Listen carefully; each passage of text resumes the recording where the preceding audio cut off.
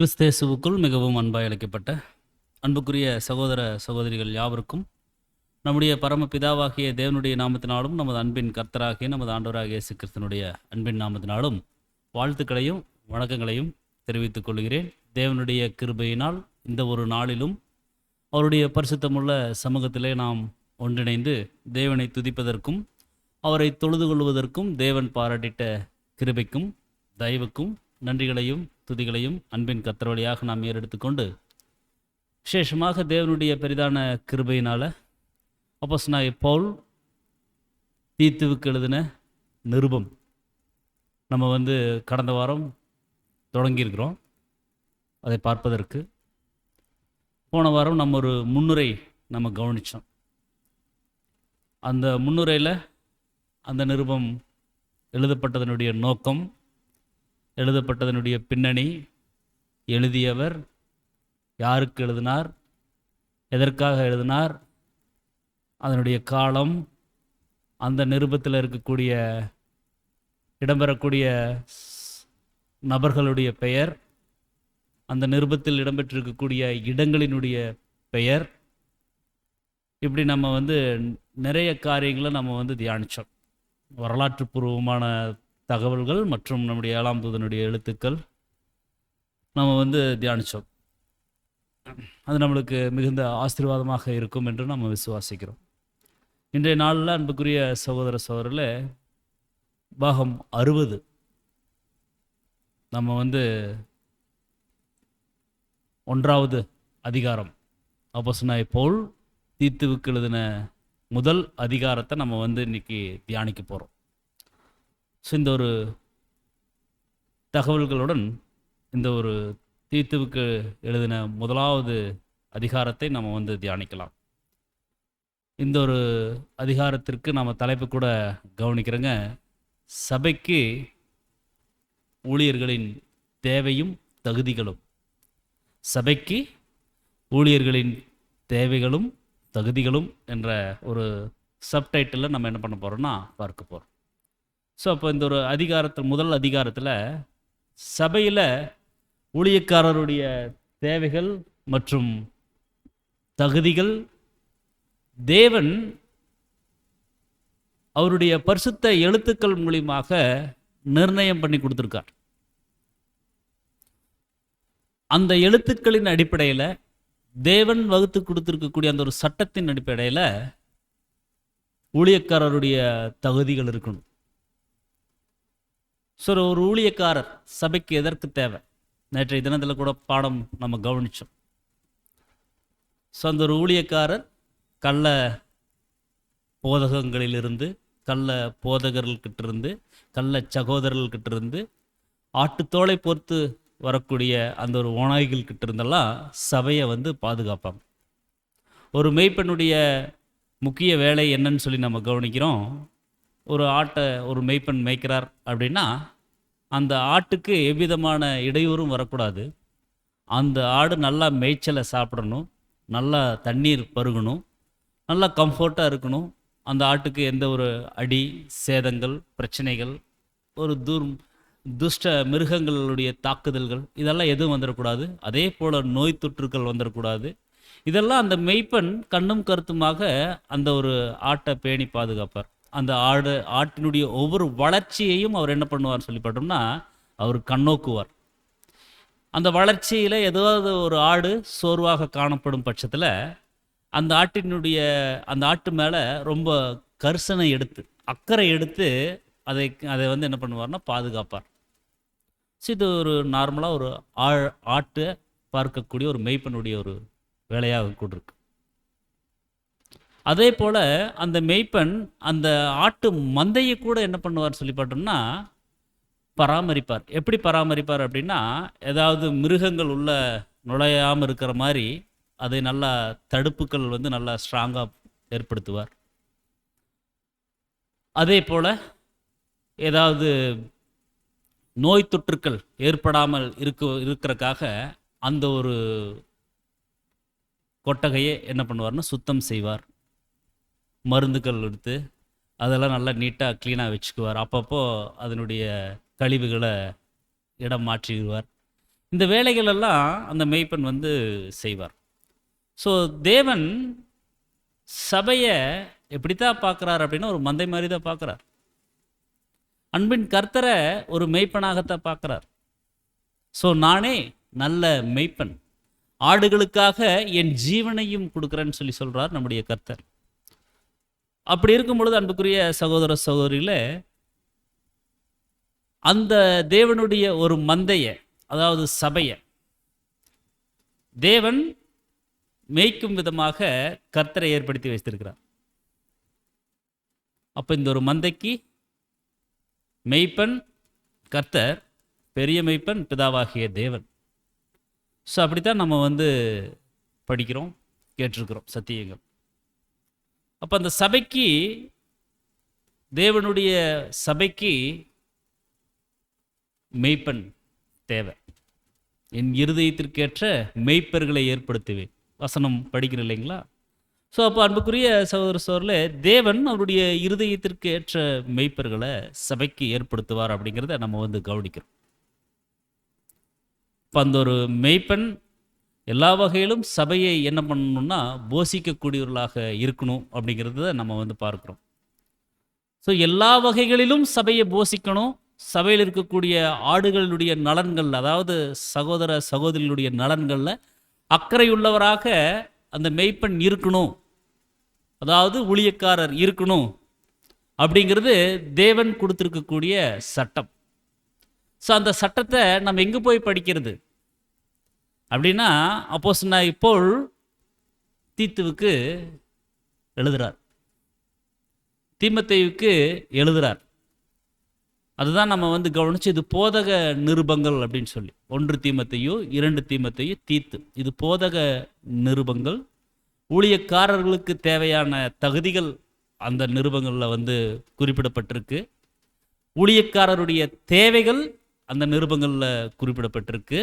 சபையார் ஒரு ஊழியக்காரரை எந்த மனநிலையில் தேர்ந்தெடுக்கணும், எந்த மனநிலையில் பார்க்கணும் அப்படிங்கிற ஒவ்வொரு சத்தியங்களும் அப்போஸ்தலனாகிய பவுலை பயன்படுத்தி தேவன் என்ன பண்ணுறாங்க அப்படின்னா சபைக்கு ஆலோசனைகளாக கொடுக்குறார். ஸோ அதுதான் நம்ம இன்றைய தினத்தில் வந்து சபையில் ஊழியக்காரருடைய தேவையும் தகுதிகளும் என்ற தலைப்பில் பார்க்க போகிறோம். அதிகாரம் 1, இதில் 16 வசனங்கள் இருக்குது. வசனங்கள் 1லிருந்து 4 வரைக்கும் அப்போஸ்தலனாகிய பவுல், அவர் தான் ஆசிரியர், இந்த நிருபத்தினுடைய ஆசிரியர். ஸோ அவருடைய ஆசிரியரும் அவருடைய வாழ்த்துதலும், அதாவது ஒரு முகவுரை, இன்ட்ரோடக்ஷன், முன்னுரை. தீத்து 1ஆம் அதிகாரம் 1ஆம் வசனம் கவனிக்கும் பொழுது, தேவனுடைய ஊழியக்காரனும் இயேசு கிறிஸ்துவனுடைய அப்போஸ்தலனும் ஆகிய பவுல் பொதுவான விசுவாசத்தின்படி உத்தம குமாரனாகிய தீத்துவுக்கு எழுதுகிறதாவது. எவ்வளோ ஒரு அருமையாக ஒரு ஸ்டார்டிங் கொடுக்குறார் பாருங்க. தேவனுடைய ஊழியக்காரனும் இயேசு கிறிஸ்துவனுடைய அப்போஸ்தலனுமாகிய பவுல் அப்படின்னு சொல்லி சொல்றார். பொதுவான விசுவாசத்தின்படி உத்தம குமாரனாகிய தீத்துவை இவர் எப்படி பார்க்கிறார் அப்படின்னா, தன்னுடைய குமாரன் போல பார்க்கிறார். உத்தம குமாரனாக அங்கே வந்து பார்க்கிறார். இதே வசனம் திருவிழியத்தில் கவனிக்கும் போது, அனைவருக்கும் பொதுவான விசுவாச அடிப்படையில் என் உண்மை பிள்ளை தீத்துவுக்கு கடவுளின் பணியாளனும் இயேசு கிறிஸ்துவின் திருத்தூதனுமாகிய பவுல் எழுதுவது அப்படின்னு சொல்லி சொல்றார். ஸோ அனைவருக்கும் பொதுவான விசுவாச அடிப்படையில் என் உண்மை பிள்ளை தீத்துவுக்கு.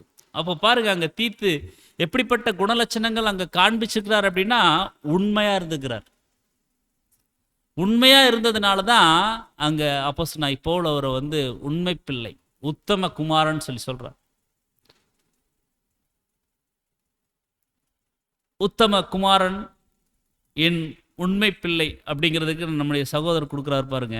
தீத்து அநேகமாக வாலிபனாக இருந்த போதிலும் கிறிஸ்தவ குணலட்சணத்திலோ முதிர்ச்சி அடைஞ்சவராக காணப்படுறார். அவர் ஒரு வாலிபராக இருக்கலாம், ஆனால் அவருடைய ஸ்பிரிச்சுவல் மெச்சூரிட்டி, கிறிஸ்தவ குணலட்சணத்தினுடைய வளர்ச்சி வந்து பார்க்கும் பொழுது நன்கு ஒரு முதிர்ச்சி அடைந்த ஒருவராக அவர் வந்திருக்கிறார். அந்த முதிர்ச்சியை பார்த்து தான் அப்போஸ்தலனாகிய பவுல் என்ன சொல்றான்னு சொல்லி பார்த்தோம்னா, என்னுடைய உத்தம குமாரன் சொல்லி சொல்றார். ஏன்னா அப்போஸ்தலனாகிய பவுல் அவ்வளோ சீக்கிரத்தில் சொல்ல மாட்டார். ஆனால் அவர் சொல்றார் அப்படின்னா உண்மையாலுமே உத்தமமாக நடந்திருக்கிறார். அந்த உத்தமத்தை பார்த்து தான் என்னுடைய பிள்ளை அப்படின்னு சொல்லி சொல்றார். ஸோ அவர் வந்து வாலிபனாக இருந்துட்டாலும் அந்த ஒரு குணலட்சண அடிப்படையில், அதுவும் கிறிஸ்துவின் குணலட்சண அடிப்படையில், கிறிஸ்துவின் உபதேச சட்டத்தின் அடிப்படையில் அவர் வந்து ஒரு முதிர்ச்சி அடைந்த ஒரு நுகம் சுமப்பாளர் அவர் கூட இருந்திருக்கிறார். ஸோ அதைத்தான் அங்கே அப்போஸ்தலனாகிய பவுல் வந்து கோடிட்டு காட்டுறார். ஸோ பொதுவான விசுவாசத்தின்படி, ஸோ நம்ம எப்படி வந்திருக்கிறோம் இந்த அழைப்பில் அப்படின்னா, மகா பரிசுத்தமான விசுவாசம், அந்த அடிப்படையில் தான் நம்ம வந்திருக்கிறோம். ஸோ பொதுவான விசுவாசத்தின்படி அப்படின்னா ஒரு சிறப்பான விசித்திரமான ஒரு விசுவாசம், மற்றவர்களால் பகிரப்படவில்லை, மற்றவர்களால் அதை அறிந்திருக்க முடியாது. ஏனென்றால் இது ஆவிக்கேற்ற விவேகத்தால் அறியப்படுகிறது. இந்த பொதுவான விசுவாசத்தின்படி அப்படிங்கிறதுக்கு சகோதரர் விளக்கம் கொடுக்கிறது, இது ஆவிக்கேற்ற விவேகத்தால் அது வந்து என்ன பண்ண முடியுதுன்னா அறியப்படுது. ஸோ ஆவிக்கேற்ற விவேகம் அப்படின்னா ஸ்பிரிச்சுவல் நாலேஜ். அந்த ஸ்பிரிச்சுவல் நாலேஜால தான் அந்த மகா பரிசுத்தமான விசுவாசம் அதை நாம் என்ன பண்ண முடியும்னா உறுதிப்படுத்தி கொள்ள முடியும் அப்படின்னு சொல்லி சொல்றார்.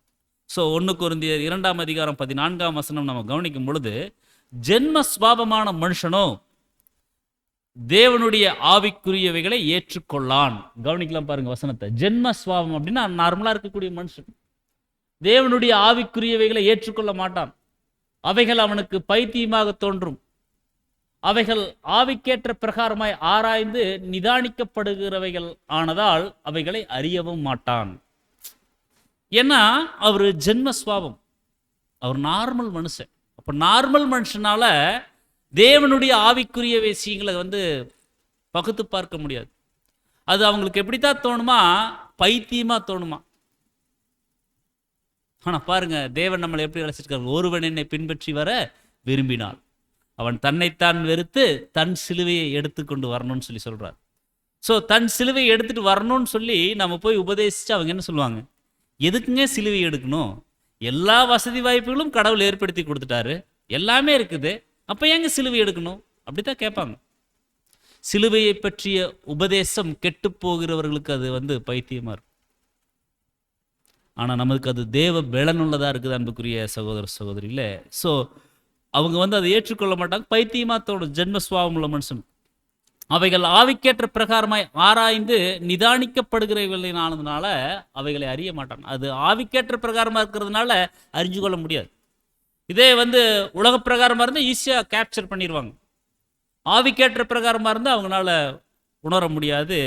அதனால தான் தேவன் நம்மளை என்ன பண்ணியிருக்காருன்னு சொல்லிப்பட்டோன்னா சத்திய வசனங்களினால ஜனிப்பிச்சிருக்கிறார். ஆவிக்குரியவன் ஆவிக்குரியவைகள் கூட சம்மந்தப்படுத்துவாங்க. ஸோ நம்ம ஆவிக்குரிய விதத்தில் தேவன் நம்மளை என்ன பண்ணிட்டு வர்றாருன்னா வளர்த்துட்டு வர்றாரு அப்படிங்கிறத நம்ம வந்து கவனிக்கிறோம்.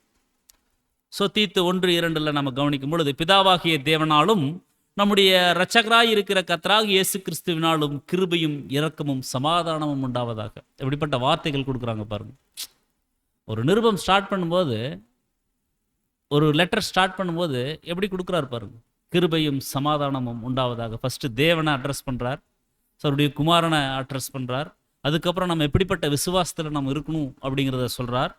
அப்புறம் கிருபையும் சமாதானமும் இரக்கம் இதெல்லாம் உங்களுக்கு வரணும்னு சொல்லி உப்பால் சாரமேற்றப்பட்ட வார்த்தைகள் அங்கே வந்து பயன்படுத்துகிறார். ஸோ சொல்லிட்டு தேவனை குறித்து அடுத்து சொல்கிறார் பாருங்க 1:3 பொய்யுரையாத தேவன். தேவனை குறித்து பாருங்க, பொய்யுரையாத தேவன். அவர் பொய் பேச மாட்டார், பொய் தெரியாது. ஸோ பொய்யுரையாத தேவன் ஆதிக்கால முதல் நித்திய ஜீவனை குறித்து வாக்குத்தத்தம் பண்ணி அதை குறித்த நம்பிக்கையை பற்றி தேவ பக்திக்கு ஏதுவான சத்தியத்தை அறிகிற அறிவும் விசுவாசமும் தேவனால் தெரிந்து கொள்ளப்பட்டவர்களுக்கு உண்டாகும்படி. ஸோ கொஞ்சம் வசனம் நம்ம படிக்கும்போது கொஞ்சம் புரியாத மாதிரி இருக்கும், ஒரு முறைக்கு 2 முறை படிக்கும் பொழுது தான் கொஞ்சம் புரிந்து கொள்ள முடியும். ஸோ பொய்யுரையாத தேவன், தேவன் பொய் சொல்லவே மாட்டார். ஸோ அவர் உண்மைதான் சொல்லுவார். என்ன உண்மை அப்படின்னா, ஆதிகாலம் முதல் நித்திய ஜீவனை குறித்து வாக்குத்தத்தம் பண்ணியிருக்கார். அவர் பொய் சொல்ல மாட்டார், சொன்னதை அவர் நிறைவேற்றுவார். அவர் அப்பேற்பட்ட ஒரு தேவனாக தான் இருக்கிறார். அவர் வந்து உடன்படிக்கையை வந்து காப்பாற்றக்கூடிய ஒரு தேவனாகத்தான் இருக்கிறார். ஸோ ஆதிக்காலம் முதல் நித்திய ஜீவனை குறித்து வாக்குத்தத்தம் பண்ணி அதை குறித்த நம்பிக்கையை பற்றி தேவபக்திக்கு ஏதுவான சத்தியத்தை அறிகிற அறிவும் விசுவாசமும் தேவனால் தெரிந்து கொள்ளப்பட்டவர்களுக்கு உண்டாகும்படி. ஸோ இங்க சகோதரர் சொல்றார், பொய்யுரையாத தேவன் அப்படின்னா கர்த்தருடைய வார்த்தையை ஏற்றுக்கொள்வது அதாவது உசிதமானதாக இருக்கும், சிறப்பானதாக இருக்கும் அப்படிங்கிறது ஒரு வார்த்தை சொல்றார். It would be advisable to accept the Lord's word அப்படின்னு சொல்றார். அதை வந்து ஏற்றுக்கொள்றதுங்கிறது அது வந்து சரியா இருக்கும் அப்படின்னு சொல்றாரு. ஸோ விசுவாசம் அப்படின்னா அது தேவனால் தெரிந்து கொள்ளப்பட்டவர்களுக்கு அந்த விசுவாசம் உண்டாகும்படி அப்படின்னா மற்றவர்களால் பகிர்ந்து கொள்ளப்படாத மற்றும் மற்றவர்களால் அறிந்து கொள்ளப்படவும் முடியாத ஒரு விசேஷமான தனித்துவமான விசுவாசம். இதுதான் மேலே அப்ளை படித்தோம். ஸோ பொதுவான விசுவாசம் சொல்லி படித்தோம் இல்லைங்களா? ஸோ இங்கே பாருங்க, இது மற்றவர்களால் பகிர்ந்து கொள்ளப்படாத மற்றும் மற்றவர்களால் அறிந்து கொள்ளப்படவும் முடியாத ஒரு விசேஷமான தனித்துவமான விசுவாசம். ஏனெனில் இது ஆவிக்கேற்ற பிரகாரமாய் ஆராய்ந்து நிதானிக்கப்பட வேண்டிய ஒன்று அப்படின்னு சொல்றார். ஸோ இன்னைக்கு பெயர் சபையில் இருக்கக்கூடிய சகோதர சகோதரர்களும் விசுவாசம் வச்சிருக்கிறாங்க. உலக மக்களும் விசுவாசம் நம்பிக்கை அப்படிங்கிற ஒரு அடிப்படையில் கடவுள் மேலே வச்சிருக்கிறாங்க. ஆனால் அவங்க வைத்திருக்கக்கூடிய நம்பிக்கை விசுவாசத்திற்கும் நம்முடைய பொய்யுரையாத தேவன் மேலே வைத்திருக்கக்கூடிய நம்பிக்கைக்கும் விசுவாசக்கும் நம்மளுக்கு என்ன இருக்குங்க?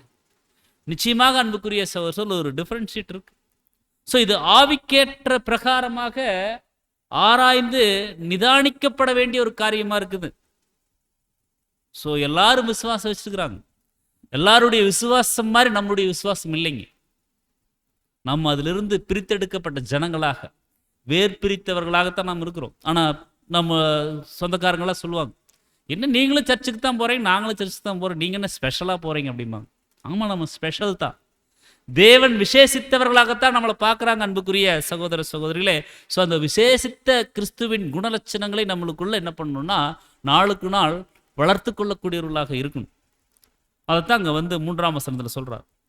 ஸோ 4ஆம் வசனம், ஏற்ற காலங்களில் நம்முடைய இரட்சகராகிய தேவனுடைய கட்டளையின்படி எனக்கு ஒப்புவிக்கப்பட்ட பிரசங்கத்தினால தமது வார்த்தையை வெளிப்படுத்தினார் அப்படின்னு சொல்றார். ஸோ ஏற்ற காலங்களில் அப்படின்னா இஸ்ரேலிடம் துல்லியமான காலவரிசை குறித்த சங்கிலி தகவல் காணப்படல. அதில் விடுபட்ட சில இணைப்புகள் ஏற்ற காலத்தில் இணைக்கப்படுவதற்கு ஏதுவாக புதிய ஏற்பாட்டில் நமக்காக கொடுக்கப்பட்டிருக்கு. புதிய ஏற்பாட்டில் நமக்காக கொடுக்கப்பட்டிருக்குது அப்படிங்கிறத நம்ம வந்து பார்க்கணும். ஆதாம் குறிச்செல்லாம் அப்போஸ்தலனாகிய பவுல் பேசுகிறாங்க இல்லைங்களா? ஆதாம் குறித்து பேசுகிறாங்க, ஏவாள் குறித்து பேசுகிறாரு. இந்த மாதிரி நிறைய விஷயங்கள் அங்கே வந்து அப்போஸ்தலனாகிய பவுல் பேசுகிறாங்க. ஸோ ஏற்ற காலத்தில் இணைக்கப்படுவதற்கு ஏதுவாக புதிய ஏற்பாட்டில் நமக்காக அது என்ன பண்ணுதுன்னா ரிமைண்ட் பண்ணப்படுது. பாருங்க, நியாயப்பிரமாண கட்டளைகள் குறிச்செல்லாம் அப்போஸ்தலனாகிய பவுல் சொல்லுவாங்க. ஸோ நிறைய விஷயங்கள் வந்து சொல்கிறாங்க. அப்படின்னா பழைய ஏற்பாட்டில் தேவன் சும்மா அதை ரெக்கார்ட் பண்ணி வைக்கல. அது தேவை என்பதற்காகத்தான். எதற்காகனா பின்னால புதிய ஏற்பாட்டு காலங்கள் அந்த வார்த்தைகள் பின்னால் வரக்கூடிய 7ஆம் கால சபைகளுக்கு இருக்கக்கூடிய அங்கங்களுக்கு அது வந்து பிரயோஜனமாக இருக்குங்கிறதுக்காகத்தான் தேவன் கொடுத்துருக்கார். ஸோ அது புதிய ஏற்பாட்டில் நமக்காக கொடுக்கப்பட்டிருக்குது.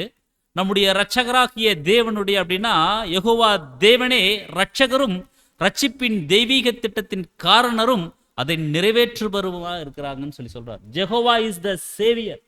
அந்த வார்த்தை படிக்கும் போதே நம்மளுக்கு ஒரு சிலிப்பு வரணும்.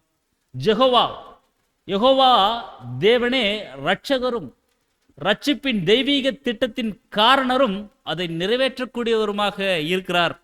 ஸோ இதை நம்ம விசுவாசிக்கணும். ஸோ அதைத்தான் அந்த வசனங்களில் வந்து சொல்கிறார். ஸோ 1 to 4 இப்படிப்பட்ட ஒரு வாழ்த்துதல் மற்றும் ஒரு முகவரியை கொடுத்துட்டு அடுத்துதான் மெயினான ஒரு விஷயத்தை உள்ள வரார்.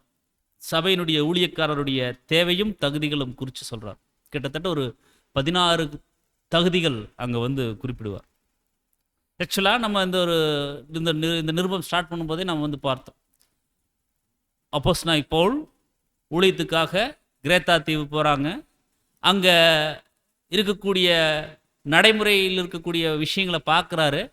பார்த்துட்டு அங்கே ரொம்ப ஒழுக்கக்கேடாக இருக்கிறாங்க அந்த ஜனங்கள். கிரேத்தா தீவார் இதான் நம்ம வந்து படிக்கிறோம். கிரேத்தா தீவார் ஓயா பொய்யர். ஸோ ஒரு கலாச்சார சீரழிவு இருக்கக்கூடிய ஒரு ஜனங்களாக அவங்க வந்து இருக்கிறாங்க. ஸோ அதனால அப்போஸ்தலனாகிய பவுல் தங்கியிருந்து அங்கே ஊழியம் செய்ய வேண்டிய சூழல். ஆனால் அவர் நிறைய பக்கம் போகணும். ஸோ யாரை அங்கே தங்க வைக்கலாம் அப்படின்னு சொல்லி யோசிக்கும் பொழுது டக்குன்னு தீத்து ஞாபகம் வர்றார். உடனடியாக தீத்து ஞாபகம் வந்து தீத்துக்கிட்ட சொல்றார், நீ இங்கே இருந்து ஊழியங்களை செய்ய, சபையை போசி, சபையை கண்காணி, சபையில் ஊழியக்காரர்களுடைய தேவைகளை சந்தி, அவங்களுக்கு ஆலோசனைகளை கொடு, சபையை பக்தி விருத்திக்கு ஏதும்படி நீ என்ன பண்ணணும்னா கட்டி எழுப்பணும். அதுதான் அவருக்கு கொடுத்துருக்கக்கூடிய ஒரு ஊழியம். சபையை பக்தி விருத்தியில் கொண்டு வரணும். அது வந்து அவங்களுக்கு கொடுத்துருக்காரு. அதைத்தான் அவர் என்ன பண்ணுறான்னு சொல்லி பார்த்தோம்னா நினைப்பூட்டுறார். தீத்து 1ஆம் அதிகாரம் 5ஆம் வசனத்தில் சொல்றார் பாருங்க, நீ குறைவாய் இருக்கிறவைகளை ஒழுங்குபடுத்தும்படி. அங்க எல்லாம் குறைதான். இந்த ஜனங்கள் சரியான ஒரு குணலட்சணங்கள்ல வளரல, கிறிஸ்துவின் குணலட்சணங்கள்ல வளரல. ஸோ நீ குறைவாய் இருக்கிறவைகளை ஒழுங்குபடுத்தும்படிக்கும் நான் உனக்கு கட்டளையிட்டபடியே பட்டணங்கள் தோறும் மூப்பரை ஏற்படுத்தும்படிக்கும் உன்னை கிரேத்தா தீவில விட்டு வந்தேனே சொல்றார். இதே வசனம் அப்போஸ்தலர் நம்ம படிப்போம், பட்டணங்கள் தோறும் மூப்பர்களை ஏற்படுத்துன்னு சொல்லி.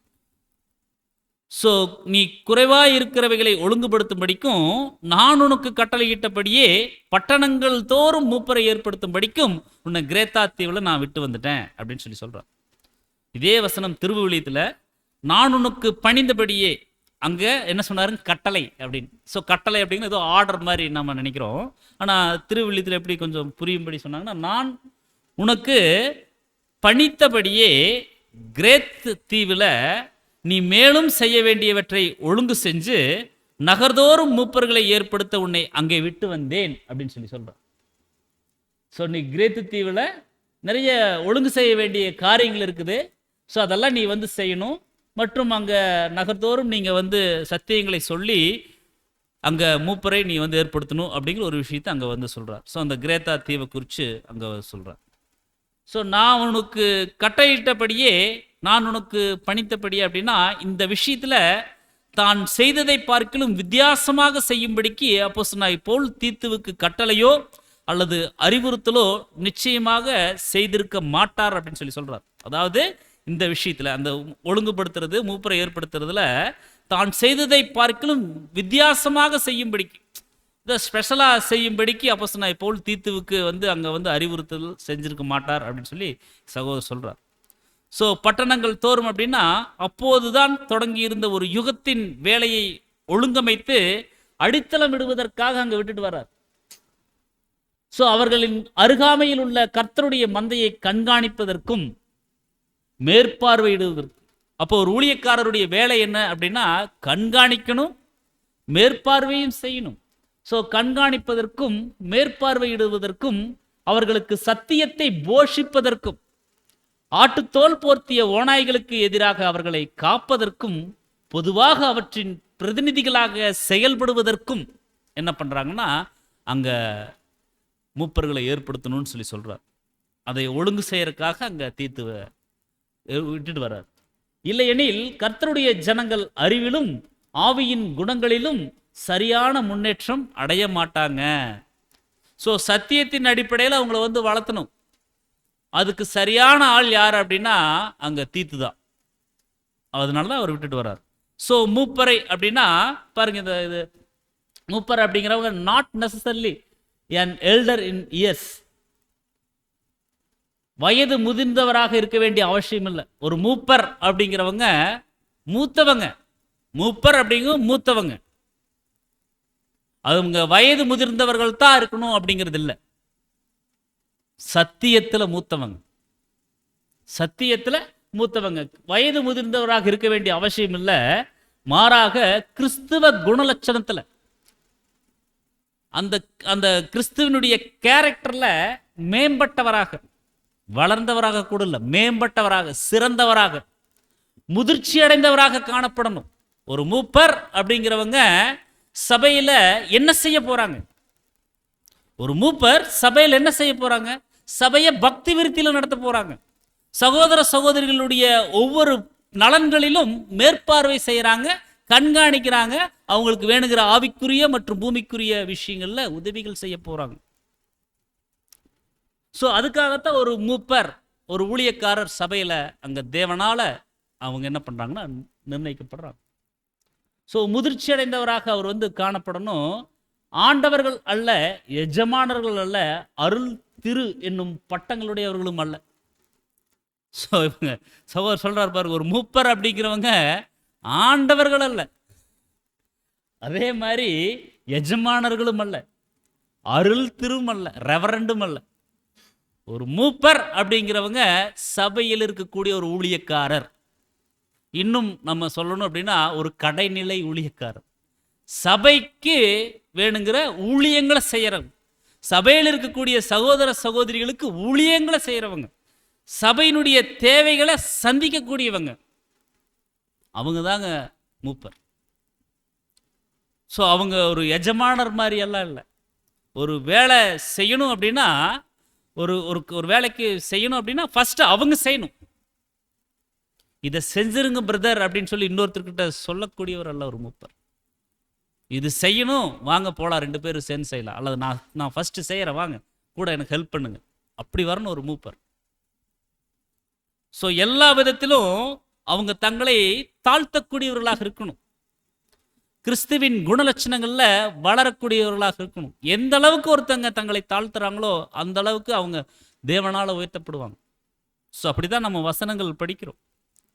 ஸோ அங்கே நம்ம கவனிக்கிறோம் பாருங்க, அவர்கள் வந்து எந்த ஒரு பட்டங்களுக்கும் உரியவர்கள் அல்ல, அவர் ஜஸ்ட் ஒரு ஊழியக்காரர்.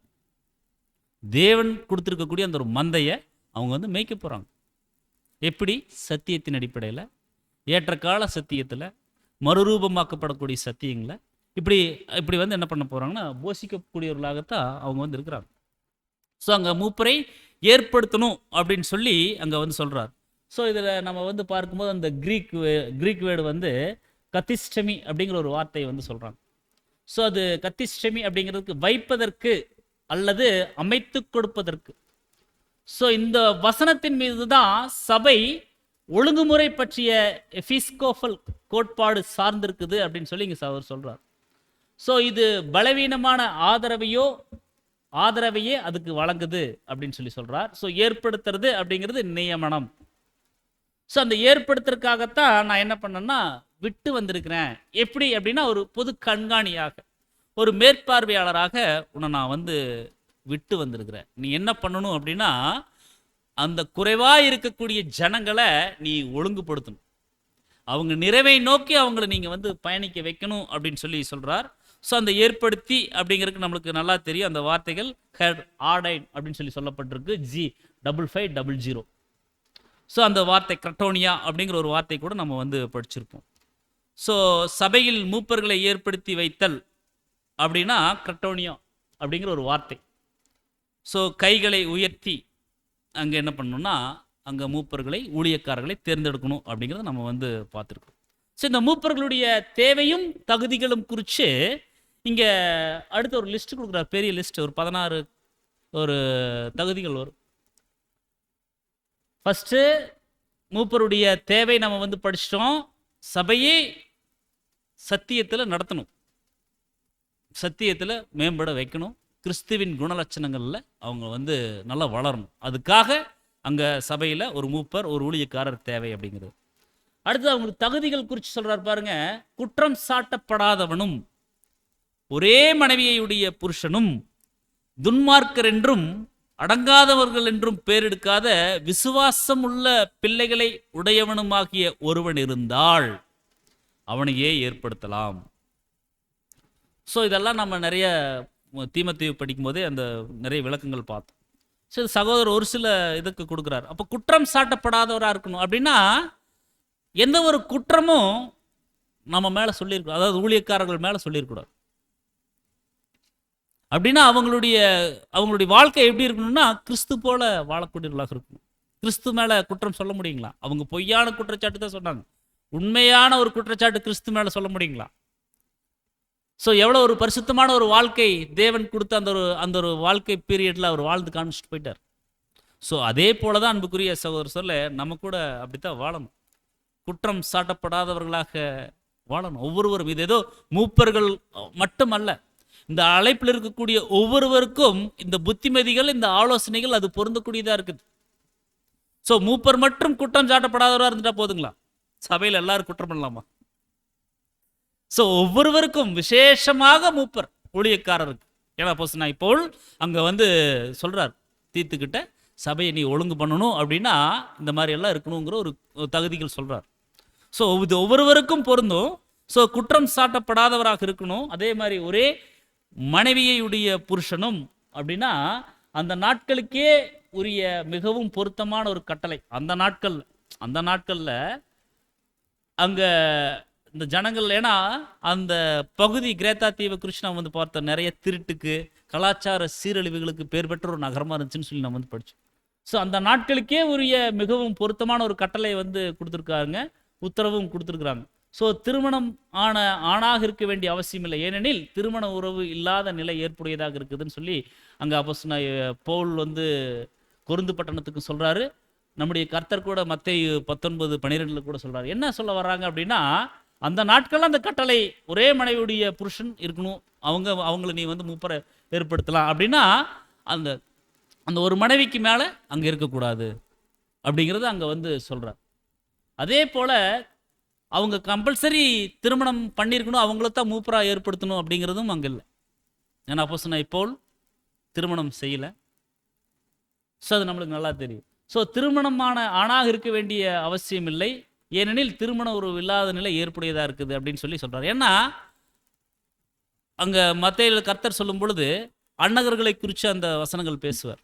ஸோ தாயின் வயிற்றிலிருந்து அன்னகர்களாக பிறந்தவர்கள் இருக்கிறாங்கன்னு சொல்லி அங்கே வந்து சொல்லுவார். ஸோ அந்த விஷயங்கள் தான் அங்கே நம்முடைய கர்த்தர் கூட குறிப்பிடுறார்.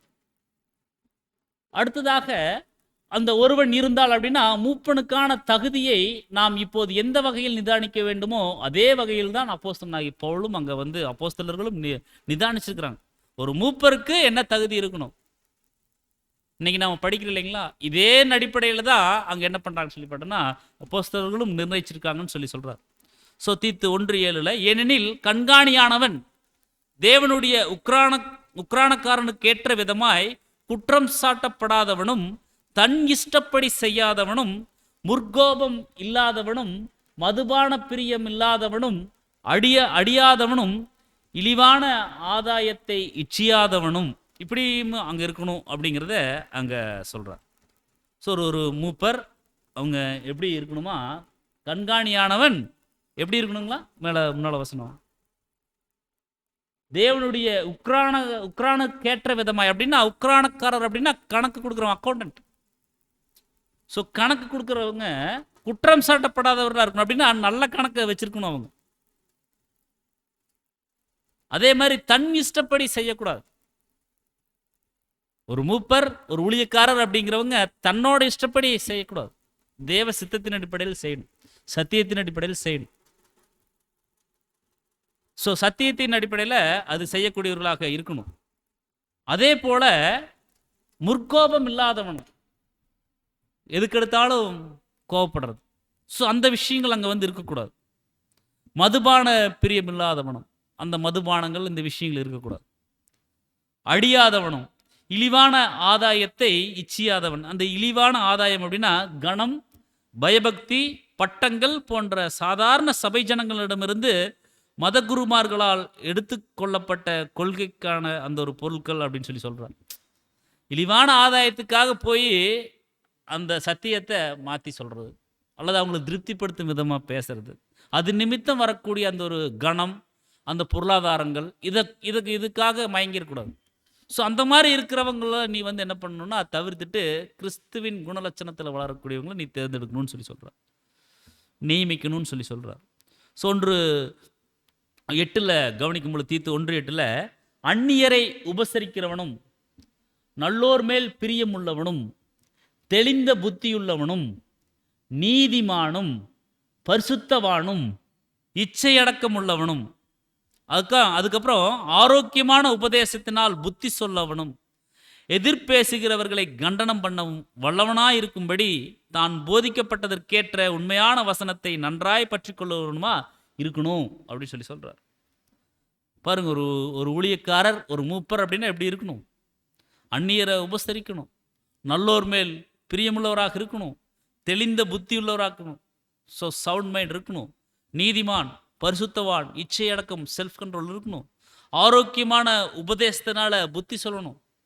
ஒரு ஒரு மூப்பர் அப்படிங்கிறவங்க அவங்க எப்படி புத்தி சொல்லணும் சபைக்கு, சகோதர சகோதரிகளுக்கு ஏதாவது தொய்வில் ஏதாவது பிரச்சனைகள் இருக்கிறாங்க அப்படின்னா, அவங்க ஆரோக்கியமான உபதேசத்தை உலக பிரகாரமாக இருக்கக்கூடிய விஷயங்கள் எடுத்து முன்னுதாரணம் காமிச்சு பேசக்கூடாது.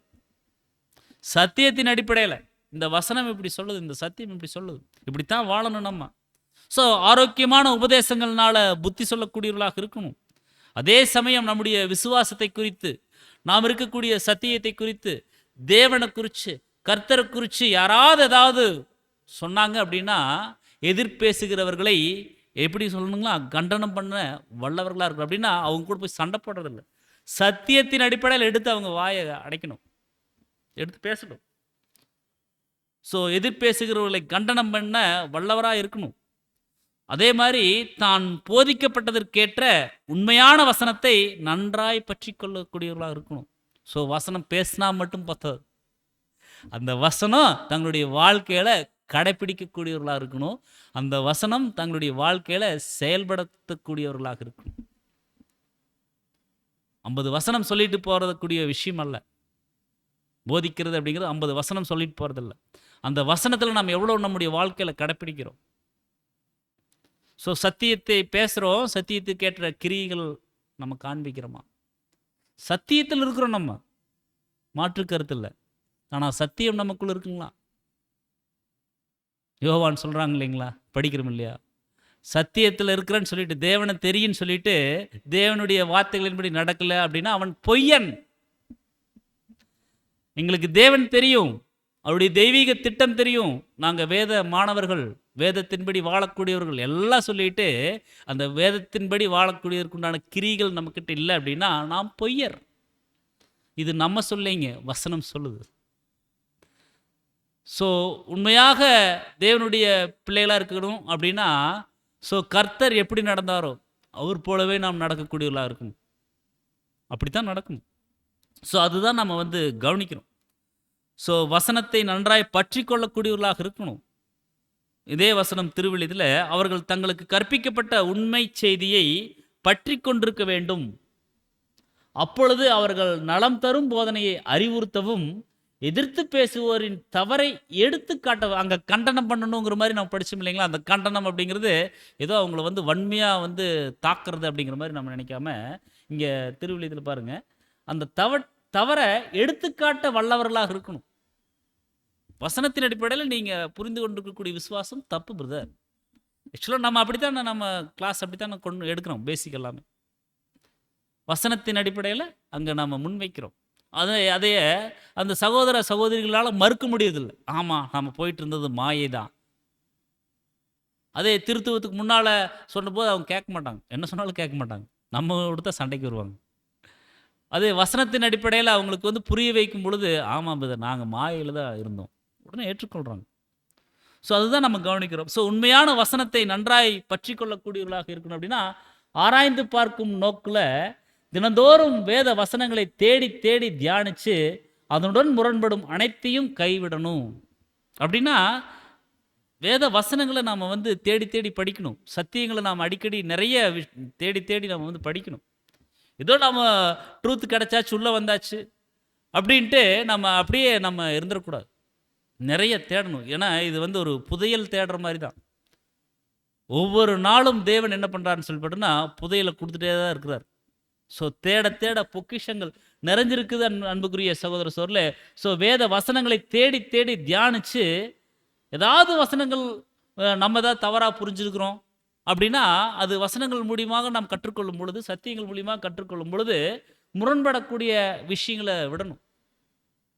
ஸோ பாருங்கள், எபேசியில் நாம் படிக்கிறோம், சகல விதமான கசப்பும் மூர்க்கமும் கோபமும் வைராக்கியமும் இதெல்லாம் உங்களை விட்டு நீங்கணும் படிக்கிறோம். அப்போ நான் அந்த ஒரு 6-7 விஷயங்கள் இருக்குது அப்படின்னா நான் எவ்வளோ விஷயங்கள் எங்கிட்ட இருந்து நான் எடுத்து போட்டிருக்கிறேன், இன்னைக்கு நான் எடுத்து போட்டிருக்கிறேன் பார்க்கணும். ஆவியின் கனிகளில் எவ்வளோ எனக்குள்ளே வளர்ந்துருக்கு, எத்தனை கனிகளில் நான் கொஞ்சம் கொஞ்சமாக முன்னேற்றம் அடைஞ்சிட்ருக்கிறேன். ஸோ இதெல்லாமே நம்ம அன்புக்குரிய சோரில் நம்ம பார்க்கணும். ஸோ தேவன் விரும்பாத விஷயங்களை நம்ம வாழ்க்கையிலிருந்து எடுத்து போடக்கூடியவர்களாக இருக்கணும், அதை அறிவுறுத்தணும், எடுத்து காட்டணும். அப்படின்னா to teach to feed the flock அப்படின்னு சொல்லி சொல்லுவோம். ஸோ மந்தையை அந்த மாதிரி போஷிக்கக்கூடியவராக இருக்கணும் அப்படிங்கிறது அங்கே வந்து சொல்கிறார். ஸோ இதுதான் நம்ம வந்து அந்த மூப்பருடைய ஒரு தகுதிகளாக அங்கே இருக்கு. பாருங்க, குற்றம் சாட்டப்படாதவர், ஒரே மனைவியுடைய புருஷன், அந்த பிள்ளைகள் கூட எப்படி இருக்குமா, விசுவாசம் உள்ள பிள்ளைகளுடையவராக இருக்கணும். எந்த மாதிரி விசுவாசம்? மகா பரிசுத்தமான விசுவாசம், மோஸ்ட் ஹோலி ஃபெய்த். ஸோ அந்த அந்த விசுவாசத்தில் அந்த பிள்ளைகளை நடத்தக்கூடியவர்களாக இருக்கணும். அதே போல் ஒரு மூப்பர் அப்படிங்கிறவங்க தன் இஷ்டப்படி செய்யக்கூடாது. தம் மனசில் தோன்றதெல்லாம் வந்து செய்யவும் கூடாது, பேசவும் கூடாது. ஸோ முற்கோபம் இல்லாதவராக இருக்கணும், மதுபான பிரியன் இல்லாதவராக இருக்கணும், அடியாதவராக இருக்கணும், இழிவான ஆதாயத்தை இச்சிக்காதவராக இருக்கணும், அந்நியரை உபசரிக்கணும், நல்லோர் மேல் பிரியமுள்ளவராக இருக்கணும், தெளிந்த புத்தி உள்ளவராக இருக்கணும், நீதிமானாக இருக்கணும், பரிசுத்தவானாக இருக்கணும், இச்சையடக்கம் உள்ளவராக இருக்கணும். அதே போல் ஆரோக்கியமான உபதேசத்தினால புத்தி சொல்லக்கூடியவராக இருக்கணும். எதிர்பேசக்கூடியவர்களை கண்டனம் பண்ணணும், அவங்களுடைய தவறை சுட்டி காட்டணும். ஸோ வசனத்தை நல்லா பற்றி கொள்ளணும், அதுதான் ரொம்ப முக்கியம். ஸோ இவ்வளோ தகுதிகள் இங்கே நம்ம வந்து பார்க்குறோம். ஸோ இவ்வளோ தகுதிகளும் இருக்கக்கூடிய ஒருத்தர் நம்மளுக்கு மூப்பராக கிடைப்பாரா? இவ்வளோ தகுதிகள் இருக்குது, கிட்டத்தட்ட ஒரு 16 தகுதிகள் பக்கம் இருக்கும். ஸோ இவ்வளோ தகுதிகள் இருக்கக்கூடிய ஒருத்தர் மூப்பராக கிடைப்பாரா? அவர் ஃபஸ்ட்டு இவ்வளோ தகுதிகள் ஒருத்தருக்கு இருந்துச்சுன்னா அவர் ஃபஸ்ட்டு இங்கே இருப்பாரா? ஸோ அன்புக்குரிய சகோதர சோர்களே, இங்கே தான் நம்மளுக்கு தேவன் என்ன சொல்ல வராங்க அப்படின்னா, எந்த இடத்துல நம்ம வந்து நீதியை கடைப்பிடிக்கணும், எந்த இடத்துல நம்ம அன்பை கடைப்பிடிக்கணும்னு சொல்கிறார். ஸோ வசனம் தீத்துல 1ஆம் அதிகாரத்தில் இப்படித்தான் இருக்குது தகுதிகள் அப்படின்னு சொல்லிட்டு தீத்து நிருபத்தையும் எடுத்துட்டு 1ஆம் அதிகாரத்தையும் எடுத்துட்டு நம்ம என்ன பண்ணிடக்கூடாதுன்னா, நூல் வச்சு பார்த்துடக்கூடாது.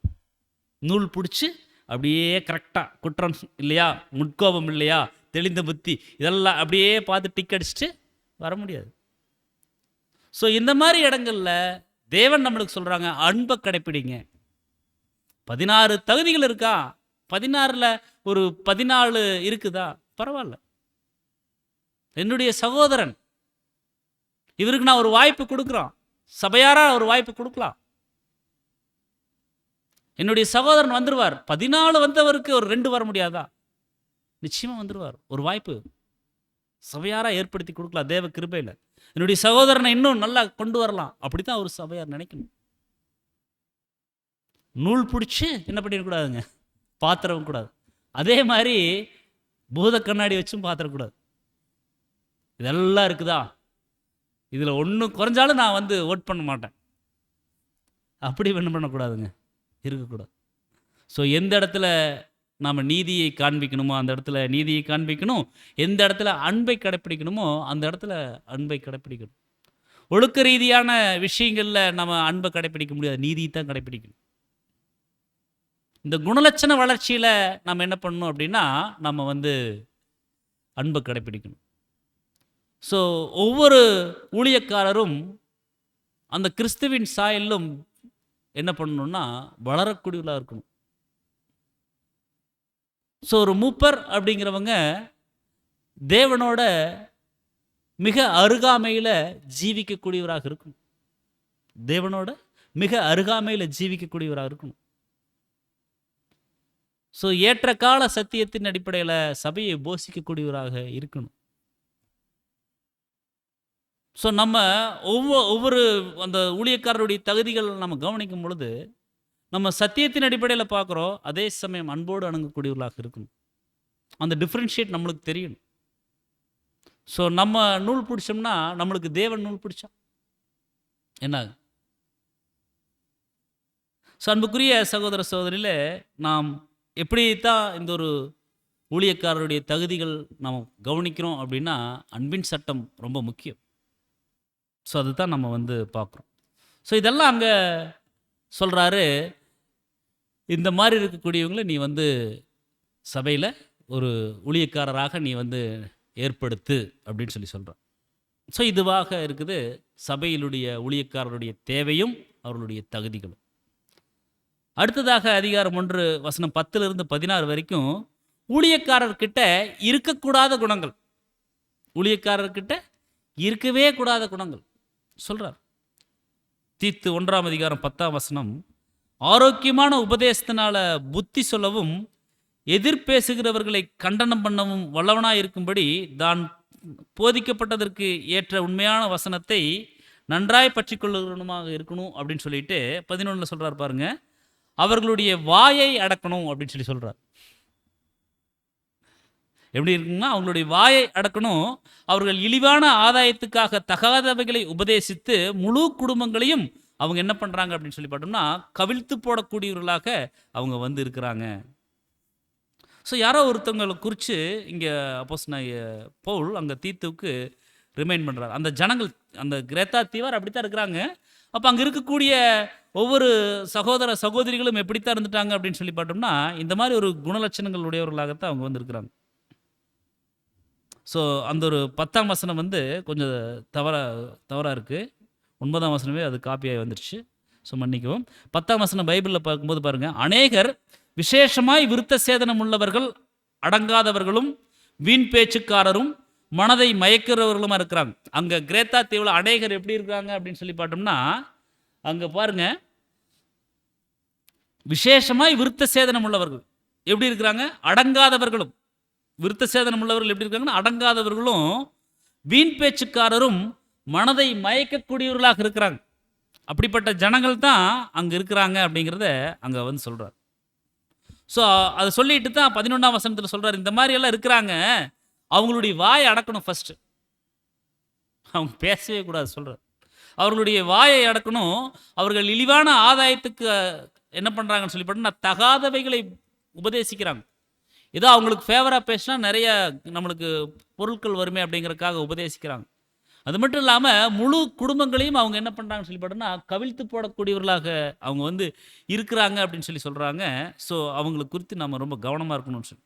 ஸோ அவர்களுடைய வாயை அப்படின்னா, அநேகர் போதகராகாதவர்கள் இருப்பீர்களாகன்னு சொல்லி யாக்கோபு 3:1 சொல்லிட்டார் இல்லைங்களா, உங்களில் அநேகர் போதகராகாமல் இருக்கிறது நல்லதுன்னு சொல்லி. ஸோ ஒரு வேளை தப்பறையால் மாசுபட்டால் அவர்களுடைய நாவானது சொல்ல முடியாத தீங்கை செஞ்சிடும். விசுவாசம், ஒழுக்க நெறிகள், நற்கிரிகள் என்பவைக்கு அது தீங்கு விளைவிக்கும் அப்படின்னு சொல்லி சொல்றார். ஸோ ஒரு வேளை அவங்க வந்து தப்பறையில் சிக்கிட்டாங்கன்னு வைங்க, சும்மா சும்மா பேசி இழிவான ஆதாயத்துக்காக பேசி ஓரளவுக்கு ட்ரூத்தில் வளர்ந்துட்டு இருக்கிறவங்கள கூட என்ன பண்ணுவாங்கன்னா கவிழ்த்து போட்டுருவாங்க. அதுதான் வசனம் உங்களுக்கு சொல்லிட்டாரு. அவங்க வந்து நிறைய பேர்த்த மயக்கக்கூடியவர்களாக, மனசை மயக்கக்கூடியவர்களாக இருக்கிறாங்க, அடங்க மாட்டேங்கிறாங்க, வீண் பேச்சுக்காரர்களாக இருக்கிறாங்க. பேசுனா பக்தி விருத்திக்கு எதுவான விஷயங்கள் பேசணும், இல்லாட்டி பேசாமல் இருக்கணும். அதான் சொல்கிறாங்க, வாயை அடக்கணும்.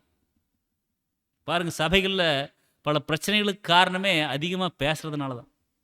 சபைகளில் பல பிரச்சனைகள், பிரிவுகளுக்கு, பின்மாற்றங்களுக்கு, இடர்களுக்கு காரணமே அதிகமாக பேசுறது குரூப்பிசம். ஸோ அதுதான் சொல்லிட்டாங்க, வாயை அடக்கணும். அப்போ ஒவ்வொருவரும் என்ன தான் பண்ணுங்க, வாயை அடக்கணும். ஏன் அப்படின்னா பாருங்க, நாவானது சொல்ல முடியாத தீங்கை என்ன பண்ணும், செஞ்சிரும். சிறிய ஒரு நெருப்பு தான் பெரிய காட்டையே கொளுத்திடுது. ஸோ சிறிய நாவு தான் ஆயுள் சக்கரத்தையே அது என்ன பண்ணுங்க, கொளுத்திடும். ஒரு வார்த்தை மாற்றி பேசிட்டேன்னா அதுங்க என்ன ஆகுது, அடிதடியாகி அது அது ஒரு ஒரு மர்டர்லேயே போயிடுது. ஸோ அதைத்தான் அங்கே வந்து சொல்கிறார். ஸோ அவங்க தப்பான விஷயங்கள் அவங்களுக்குள்ள இருந்துருச்சு அப்படின்னா, அவங்க பேசக்கூடிய விஷயங்கள் தப்பாக வெளிவந்துடும். அதே போல் அது தீங்கு செஞ்சிடும். சபையவே என்ன ஆயிரும் அப்படின்னு சொல்லி பார்த்தோம்னா, அது இடரல் செஞ்சிடும். ஸோ அதனால தான், ஏன்னா பாருங்கள், நம்ம ஒவ்வொருவரும் நாம் பேசக்கூடிய ஒவ்வொரு வார்த்தைகளுக்கும் தேவனுக்கு கணக்கு கொடுக்கணும். மனுஷர் பேசும் வீணான வார்த்தைகள் ஒவ்வொன்றுக்குமே நாம் என்ன பண்ணணும், கணக்கு கொடுக்கணும். அதுதான் நம்ம வந்து கவனிக்கிறோம். நம்முடைய 7ஆம் தூதன் சொல்லும் பொழுது அந்த வார்த்தைகள் குறித்து, அதாவது நம்முடைய பேசக்கூடிய வார்த்தைகள் குறித்து அவர் வந்து சொல்லுவார், தேவன் வானத்தில் இருக்கிறார், நாம் பூமியில் இருக்கிறோம். ஸோ நம்முடைய வார்த்தைகள் ரொம்ப சுருக்கமாக இருக்கணும், ஞானமாக இருக்கணும். பேசுனா பக்தி விருத்தி, உப்பால் சாரமேற்றப்பட்ட வார்த்தை, இல்லைன்னா பேசாமல் இருக்கிறது ரொம்ப நல்லது. தேவையில்லாத பேசி கணக்கு கொடுக்க வேண்டிய சூழ்நிலை வந்துருச்சு அப்படின்னா, அன்புக்குரிய சகோதர சகோதரர்களே, அது நம்முடைய அர்ப்பணிப்பின் வாழ்க்கைக்கே ரொம்ப சிரமமாயிடும். ஸோ அதைத்தான் அங்கே வந்து சொல்கிறார். ஸோ நம்ம பேசக்கூடிய ஒவ்வொரு வார்த்தைகளையும் தேவன் எப்படித்தான் எடுத்துக்கொள்கிறார் அப்படின்னா, இருதயத்தின் முன்னுரையாக எடுத்துக்கொள்கிறார். ஸோ நம்ம என்ன பேசுகிறோம், இருதயத்தின் நிறைவினால் வாய் பேசுதப்போ நம்ம இருதயத்துக்குள்ளே என்ன இருக்குதோ அந்த விஷயங்கள் ஒவ்வொன்றுமே வார்த்தைகளாக வெளிவரும். நாளடைவில் அதை நாம் பக்தி விருத்திக்கு இருந்துட்டா ஓகே, அதே பக்தி விருத்தி இல்லாமல் தவறான விஷயங்கள் அங்கே இருந்துருச்சு அப்படின்னா அது கிரியைகளாக வெளிவந்துடும். அப்படி கிரியைகளாக வெளிவந்துருச்சு அப்படின்னா தான் அது சபையவே இடரல் பண்ணிடும். ஸோ அது நிறைய பேர்த்துக்கு என்ன ஆகுதுன்னு சொல்லி பார்த்தா இடரல் உண்டாக்கிரும். அதே போல் அவங்களுக்கு இடரல் உண்டாக்கிரும். ஸோ இவங்க என்ன பண்ணணும்னா தேவனுக்கு கணக்கு கொடுக்கக்கூடியவர்களாக இருப்பாங்க. அன்புக்குரிய சகோதரர் சொல்ல ரொம்ப கவனமாக இருக்கணும். ஸோ சும்மா பேசுகிறோம் தானே அப்படிங்கிற மாதிரி நம்ம பேசியிருக்கூடாது. ஸோ ரொம்ப வாயை அடக்கக்கூடியவர்களாக இருக்கணும்னு சொல்லி சொல்கிறார். அதே போல் தகாதவைகளை உபதேசித்து அப்படின்னா உண்மையுள்ள மூப்பர்கள் அத்தகைய தாக்கங்களை விரைவாக பகுத்தறிந்து அவைகளுக்கு எதிராக மந்தையை எச்சரித்து அதனை பாதுகாப்பதில் துரிதமாக செயல்படுவாங்களாம். ஸோ ஒரு மந்தையை ஒரு மந்தைக்கு ஒரு ஆட்டு மந்தைக்கு ஒரு ஒரு ஆபத்து வருது அப்படின்னா அந்த அந்த மேய்ப்பன் என்ன பண்ணுவாங்க, எவ்வளோ துரிதமாக செயல்பட்டு அந்த ஆபத்திலிருந்து அந்த ஒரு மந்தையை காப்பாற்ற முடியுமோ அதை செய்வாங்க. ஸோ அதே போல தான் உண்மையுள்ள மேய்ப்பர்கள் அத்தகைய தாக்கங்கள், அதாவது மாசுபடக்கூடிய விஷயங்கள், மாறுபாடான விஷயங்கள், இடரலான விஷயங்கள் இருக்கு இல்லைங்களா, அந்த தாக்கங்களை விரைவாக பகுத்தறிந்து எது சரி எது தவறு ஸோ பகுத்தறிஞ்சு அவைகளுக்கு எதிராக மந்தையை எச்சரிச்சு தப்பு. சத்தியத்தின் அடிப்படையில் பிரதர் தப்பு, சத்தியத்தின் அடிப்படையில் சிஸ்டர் தப்பு. நீங்கள் இந்த இடத்துல சரி செய்து கொள்ள வேண்டிய விஷயங்கள் இருக்குது. ஸோ எச்சரிப்பாங்க. ஸோ அந்த ஒரு மந்தையை பாதுகாப்பதில் ரொம்ப துரிதமாக செயல்படுவாங்க. ஏன்னா இவங்க தேவனுக்கு கணக்கு கொடுக்கணும். நான் மந்தையை கொடுத்தேன் இல்லையா, அந்த மந்தையை நான் உனக்கு வழி நடத்தும்படி ஒரு வாய்ப்பு கொடுத்தேன் இல்லையா, அந்த மந்தையை நீ என்ன பண்ண கேட்பார். தேவன் கேட்பார். அப்போ அந்த தேவன் கேட்கும் பொழுது நம்ம என்ன மாதிரி கணக்கு நம்ம கொடுக்க முடியும்? ஸோ அதுதான் அன்புக்குரிய சகோதரர் சொல், உங்களை நடத்துகிறவர்கள் உங்கள் ஆத்துமாக்களுக்கு உத்தரவாதம் பண்ணுகிறவர்களாக இருக்கிறதுனால அவருடைய வார்த்தைகளுக்கு நாம் அடங்கக்கூடியவர்களாக இருக்கணும். நம்மளை வழிநடத்தக்கூடியவர்களுக்கு நம்ம கீழ்ப்பிடிந்து நடக்கக்கூடியவர்களாக இருக்கணும். மனத்தாழ்மையோடு நடக்கக்கூடியவர்களாக இருக்கணும். யாக்கோபுல படிக்கிற இல்லைங்களா, ஸோ மூப்பருக்கு அடங்குங்கள், மனத்தாழ்மையோடு நடந்து கொள்ளுங்கள், படிக்கிற இல்லைங்களா. ஸோ அப்படித்தான் இருக்கணும் அன்புக்குரிய சகோதரர் சொல்ல. ஏன்னா அதுதான் அவங்களுக்கு ஆசீர்வாதம். ஸோ அவங்க சத்தியத்தில் அவங்க மூத்தவர்களாக இருக்கிறாங்க. ஸோ சத்தியத்தின் அடிப்படையில் அவங்க சொல்லும் பொழுது அது அவர்களுக்கு ரொம்ப ஆசீர்வாதமாக இருக்கும் அப்படின்னு சொல்லி அங்கே வந்து சொல்கிறார். இவங்களை அந்த கிரேத்தா தீவார் குறித்து சொல்கிறார் பாருங்க, தீத்து 1:12 கிரேத்தா தீவார் ஓயா பொய்யர், கிரேத்தா தீவார் ஓயா பொய்யர், துஷ்ட மிருகங்கள், பெருவயிற்று சோம்பேறிகள் என்று அவர்களில் ஒருவனாகிய அவர்கள் தீர்க்கதரிசியானவனே சொல்லியிருக்கிறான். அப்போ சொன்ன பவுல் எப்படி சொல்கிறார் பாருங்க, அவர் டைரெக்டாக சொன்னால் எல்லாரும் சண்டைக்கு வந்துடுவாங்க, அவர் சொன்னால் கேட்டுக்குவாங்க. இருந்தாலும் ஒரு சிலர் குரூப்பிசம் அங்கே இருக்கிறதுனால அவங்க எல்லாம் பிரச்சனை பண்ணுவாங்க அப்படின்னு அவர் என்ன சொல்கிறாருன்னா, நான் சொல்லப்பா, கிரேத்தா தீவார் ஓயா பொய்யர் நான் சொல்லப்பா, அங்கே இருக்கிறவங்க துஷ்டம் மிருகம் இது நான் சொல்லலை, சோம்பேறிகள் இது நான் சொல்லலை, உங்களில் ஒருத்தர் இருக்கிறார், தீர்க்கதரிசின்னு ஒருத்தர் இருந்தார், உங்கள் இந்த கிரேத்தா தீவில் உங்களில் ஒருத்தர் வந்து ஒரு தீர்க்கதரிசி இருந்தார், அவர் தான் சொன்னார், நான் சொல்லலை. நீங்கள் பொய் பேசுகிறீங்க, எப்போ பார்த்தாலும் பொய்யிலேயே இருக்கிறீங்க, நான் சொல்லலை, உங்கள் கூட இருந்த உங்களில் ஒருத்தர் உங்கள் ஜனமாக இருக்கக்கூடிய ஒரு தீர்க்கதரிசியே சொல்லியிருக்கிறார் அப்படின்னு சொல்லி அங்கே சொல்கிறார். ஸோ இதுதான் அப்போ சொன்ன பவுலினுடைய ஒரு ட்ரெண்டு. சப்ஜெக்டே அவங்களுக்கு வந்து புரியலைனாலும் நல்லா புரிஞ்சிருச்சடா இருக்கு அப்படிதான் சொல்லுவார். ஸோ நீங்கள் எல்லாம் ரொம்ப ஸ்காலராக இருக்கிறீங்க, நான் ஒன்றுமே இல்லை, அவர் ஒன்றுமே இல்லைங்களா, அவருக்கு ஒன்றுமே தெரியாதா, ஆனால் அப்படி தான் சொல்லுவார். நீங்களாம் பெரிய ஸ்காலராக இருக்கிறீங்க, ஏதோ அறியாமல் இருக்கிற நான் வந்து ஒன்று சொல்கிறேன் அப்படிங்கிற மாதிரி சொல்லி ஆரம்பிப்பார். கடைசியில் இவர் பேச ஆரம்பித்தார்னா அவங்கெல்லாம் நாம் ஒன்றுமே இல்லைங்கிற முடிவுக்கு வந்துடுவாங்க. ஸோ அந்த மாதிரி ஒரு ஆட்டிடியூட் அவர்கிட்ட இருக்குது. ஸோ அவர்கள் தீர்க்கதரிசியானவனே சொல்லியிருக்கிறான்னு சொல்லி அங்கே ரிமைண்ட் பண்ணுறார். ஸோ அந்த தீர்க்கதரிசியானவன் அப்படின்னா ஒரு பொது வியாக்கியானம் பண்ணுபவர், ஒரு பொது போதகன். இவர் வந்து ட்ரூத்தில் நம்ம பார்க்குறோம்ல, எரேமியா, தானியேல், எசேக்கியேல் அந்த மாதிரி தீர்க்கதரிசி அல்ல, ட்ரூத்தில் இருக்கக்கூடிய தீர்க்கதரிசி அல்ல, இவர் பொதுவான ஒரு வியாக்கியானம் பண்ணுறவர். அந்த காலத்துலலாம் இருந்தாங்களா, அரிஸ்டோ, பிளாட்டோ இவங்கெல்லாம் இருந்தாங்க பார்த்தீங்களா, தத்துவ ஞானிகள், அந்த மாதிரி இவர் ஒரு தீர்க்கதரிசி, ஒரு ஞானி அப்படின்னு சொல்லி நம்ம வந்து சொல்லலாம். ஒரு பொது வியாக்கியானம் பண்ணக்கூடியவர், ஒரு பொதுவாக ஒரு ஜென்ரலாக பேசுகிறவர், அவ்வளோதான். இன்றைக்கி ஒரு சயின்டிஸ்ட்டு ஒரு ஸ்பீச் கொடுக்குறார், அதுக்காக ஒரு தீர்க்கதரிசின்னு சொல்லிட முடியுங்களா? அந்த மாதிரி அந்த காலங்களில் அப்படி வந்து சொல்லியிருக்கேன். ஸோ இந்த அவர்கள் தீர்க்கதரிசி யார் அப்படின்னு சொல்லி பார்த்தோம்னா எஃபி மெனிட்டஸ் அப்படிங்கிற ஒருத்தர். எஃபிமெனிட்டஸ். இவங்களை குறித்து நம்ம படிக்கும் பொழுது இந்த எஃபிமெனிட்டஸ் அப்படிங்கிறவங்க கிரேத்தா தீவைச் சேர்ந்த ஒரு பண்டைய கிரேக்க கவிஞர் மற்றும் தீர்க்கதரிசி. அவர் வந்து ஒரு கவிஞராகவும் இருக்கிறார், ஒரு தீர்க்கதரிசியாகவும் இருந்துக்கிறாரு. அவர் வந்து கிமு 6ஆம் நூற்றாண்டில் வாழ்ந்ததா வந்து ஹிஸ்ட்ரியில் வந்து பார்க்குறோம். அவரை பற்றி அதிகம் தெரியல அப்படின்னாலும் அவர் கிரேக்க மத மரபுகளில் ஒரு குறிப்பிடத்தக்க நபராக அவர் வந்து இருந்துக்கிறார். அதனால தான் இங்கே அப்போஸ்தலனாகிய பவுல் வந்து கோட் பண்ணி காமிக்கிறார். சில அறிஞர்கள் அவரை கிரேக்கத்தின் 7 ஞானிகளில் ஒருத்தராக அவங்க வந்து சொல்கிறாங்கன்னு சொல்கிறாங்க. ஸோ அந்த 7 ஞானிகளில் யார் அப்படின்னு சொல்லி பார்த்தோம்னா, இது நம்மளுக்கு எக்ஸ்ட்ரா ஒரு தகவல் தான். தாலஸ் அப்படிங்கிற ஒரு ஞானி, ஒரு தீர்க்கதரிசி. அவர் வந்து கணிதம், வானியல் மற்றும் தத்துவத்தில் முன்னோடியாக அவர் வந்து இருந்திருக்கிறாரு. அதே மாதிரி சோலான் அப்படிங்கிற ஒரு ஞானி இருந்திருக்கிறாரு.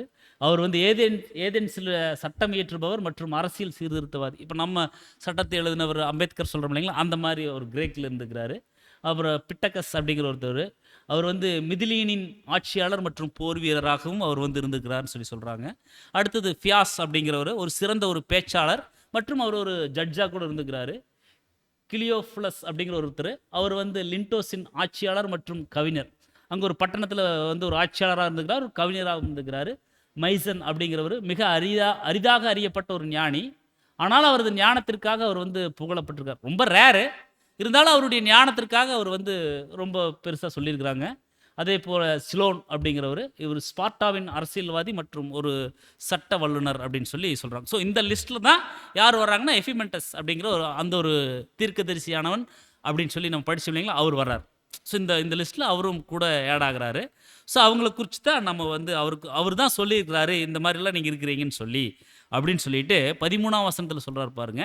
இந்த சாட்சி உண்மையாக இருக்கிறது, இது முகாந்தரமாக அவர்கள் யூதருடைய கட்டுக்கதைகளுக்கும் சத்தியத்தை விட்டு விலகுகிற மனுஷருடைய கற்பனைகளுக்கும் செவிகொடாமல் விசுவாசத்தில் ஆரோக்கியம் உள்ளவர்களாகும்படி நீ அவர்களை கண்டிப்பாய் கடிந்து கொள். அவங்க எதில் ஆரோக்கியமாக ஆகணும் அப்படின்னா, விசுவாசத்தில் தேவனை பற்றி கர்த்தரை பற்றி அறியக்கூடிய அந்த ஒரு விசுவாசத்தில் அவங்க ஆரோக்கியம் உள்ளவர்கள். அப்படின்னா ஆக்சுவலாக ஆரோக்கியம் அப்படிங்கிறதுக்கு ஜஸ்ட் ஆப்போசிட் என்னங்க, ஆரோக்கிய குறைவு. அப்படின்னா நோய்வாய்ப்பட்டிருக்கிறாங்க. விசுவாசத்தில் நோய்வாய்ப்பட்டிருக்கிறாங்க அப்படின்னா அவங்களால எந்த கிரியைகளும் செய்ய முடியாது, ஸ்பிரிச்சுவலாக வளரவே முடியாது. விசுவாசத்தில் அவங்க வந்து குறைவுபட்டு இருந்துட்டாங்க அப்படின்னா அவங்க எந்த ஒரு பெரிதான கிரியைகளும் அவங்க காண்பிக்க முடியாது. ஸோ அதைத்தான் சொல்கிறார், விசுவாசத்தில் அவங்க ஆரோக்கியம் அடையணும்.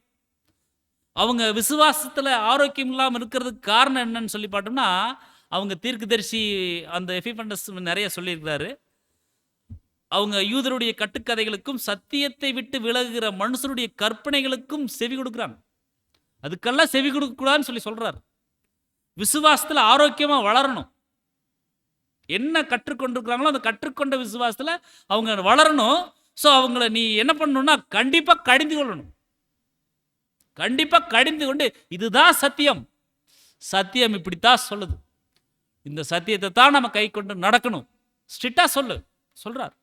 இதெல்லாம் குறைவாக இருக்கிறவங்களை ஒழுங்குபடுத்தக்கூடிய விஷயம். ஸோ அதெல்லாமே வந்து ஒரு ஆவிக்குரிய ஒரு கண்டிப்பு, அதை நீ செய்யணும்னு சொல்கிறாரு. ஸோ அவர்களை கண்டிப்பாய் கடிந்து கொள் அப்படின்னா, மீட்கும் பொருள் குறித்து நீங்கள் எந்த நிலைப்பாட்டில் இருக்கிறீர்கள் என்பதை குறித்து எவரிடத்தும் எந்த சந்தேகத்திற்கும் இடமளிக்காத வகையில் தெளிவாக முன்வைக்கணும். நம்மளுக்கு சொல்கிறார், நம்முடைய 7ஆம் சொல்கிறார், மீட்கும் பொருள் குறித்து எந்த நிலைப்பாட்டில் நீங்கள் என்ன விசுவாசத்தில் இருக்கிறீங்க. யாராவது நம்மளை குறித்து கேட்டால் பதில் சொல்லணும் சத்தியத்தின் அடிப்படையில். நம்முடைய ஒரே விசுவாசம், ஒரே நம்பிக்கை, ஒரே தேவன், ஒரே கர்த்தர். ஸோ இந்த விசுவாசத்தை குறித்து சொல்லணும், அவங்களுக்கு புரிய வைக்கணும். ஸோ மீட்கும் பொருள் குறித்து எந்த நிலைப்பாட்டில் இருக்கிறீங்கன்னு சொல்லி எவரிடத்திலும் எந்த சந்தேகத்திற்கும் இடமளிக்காத வகையில் நம்ம வந்து முன்வைக்கணும் அப்படின்னு சொல்கிறார். ஸோ எந்த ஒரு போதகனோ அல்லது எந்த ஒரு காகிதமோ எல்லாருக்குமான சரிநிகர் சமான விலை எனும் மைய மற்றும் முக்கிய புள்ளியை குறித்து தவறாக எடுத்துரைப்பதாக பார்த்தா அதுக்கு மேல் நாம் அவற்றோடு எந்த தொடர்பும் வைக்கக்கூடாது. நம்ம கற்றுக்கொண்ட சத்தியத்திற்கு மாற்றி யாராவது பேசுகிறாங்க அப்படின்னா உடனே நம்முடைய தொடர்புகளை கட் பண்ணிடும். அதான் சொல்கிறார், சரிநிகர் சமான விலை, ஆன்டி லுட்ரன் படிக்கிற இல்லைங்களா. ஸோ அந்த மீட்கும் பொருளுக்கு மேலே வேற ஒன்றும் இல்லை. தேவனுடைய தெய்வீக திட்டத்தின் நடுமையுமே அதுதான். கர்த்தருடைய மீட்கும் பொருள் ஈடுபலி தான். ஸோ அதுதான் நம்ம வந்து பார்க்குறோம். அதை குறித்து யாராவது தவறான ஒரு விஷயங்கள் சொல்லிட்டாங்க அப்படின்னா அதுக்கு மேலே அந்த தொடர்பை வந்து துண்டிச்சிடணும்னு சொல்கிறார். ஏன்னா பாருங்க, அங்கே கட்டுக்கதைகள் சத்தியத்தை விட்டு விலகுவதற்குண்டான போதனைகள் எல்லாம் அங்கே இருந்திருக்குது. கிரேக்கா தீவில் அவங்க துஷ்ட மிருகங்கள் போல இருந்திருக்கிறாங்க. அதனால தான் அவங்களுக்கு சொல்கிறாரு, இந்த மாதிரிலாம் இருந்துட்டாங்கன்னா உடனே தொடர்பை துண்டிக்கணும்னு சொல்லி நம்ம 7ஆம் சொல்கிறார். அதாவது தனது தவறை முழுமையாகவும் வெளிப்படையாகவும் ஒப்புக்கொண்டு அதை மனதார திரும்ப பெறும் வரை நாம் அவற்றோடு எந்த தொடர்பும் வைக்கக்கூடாது.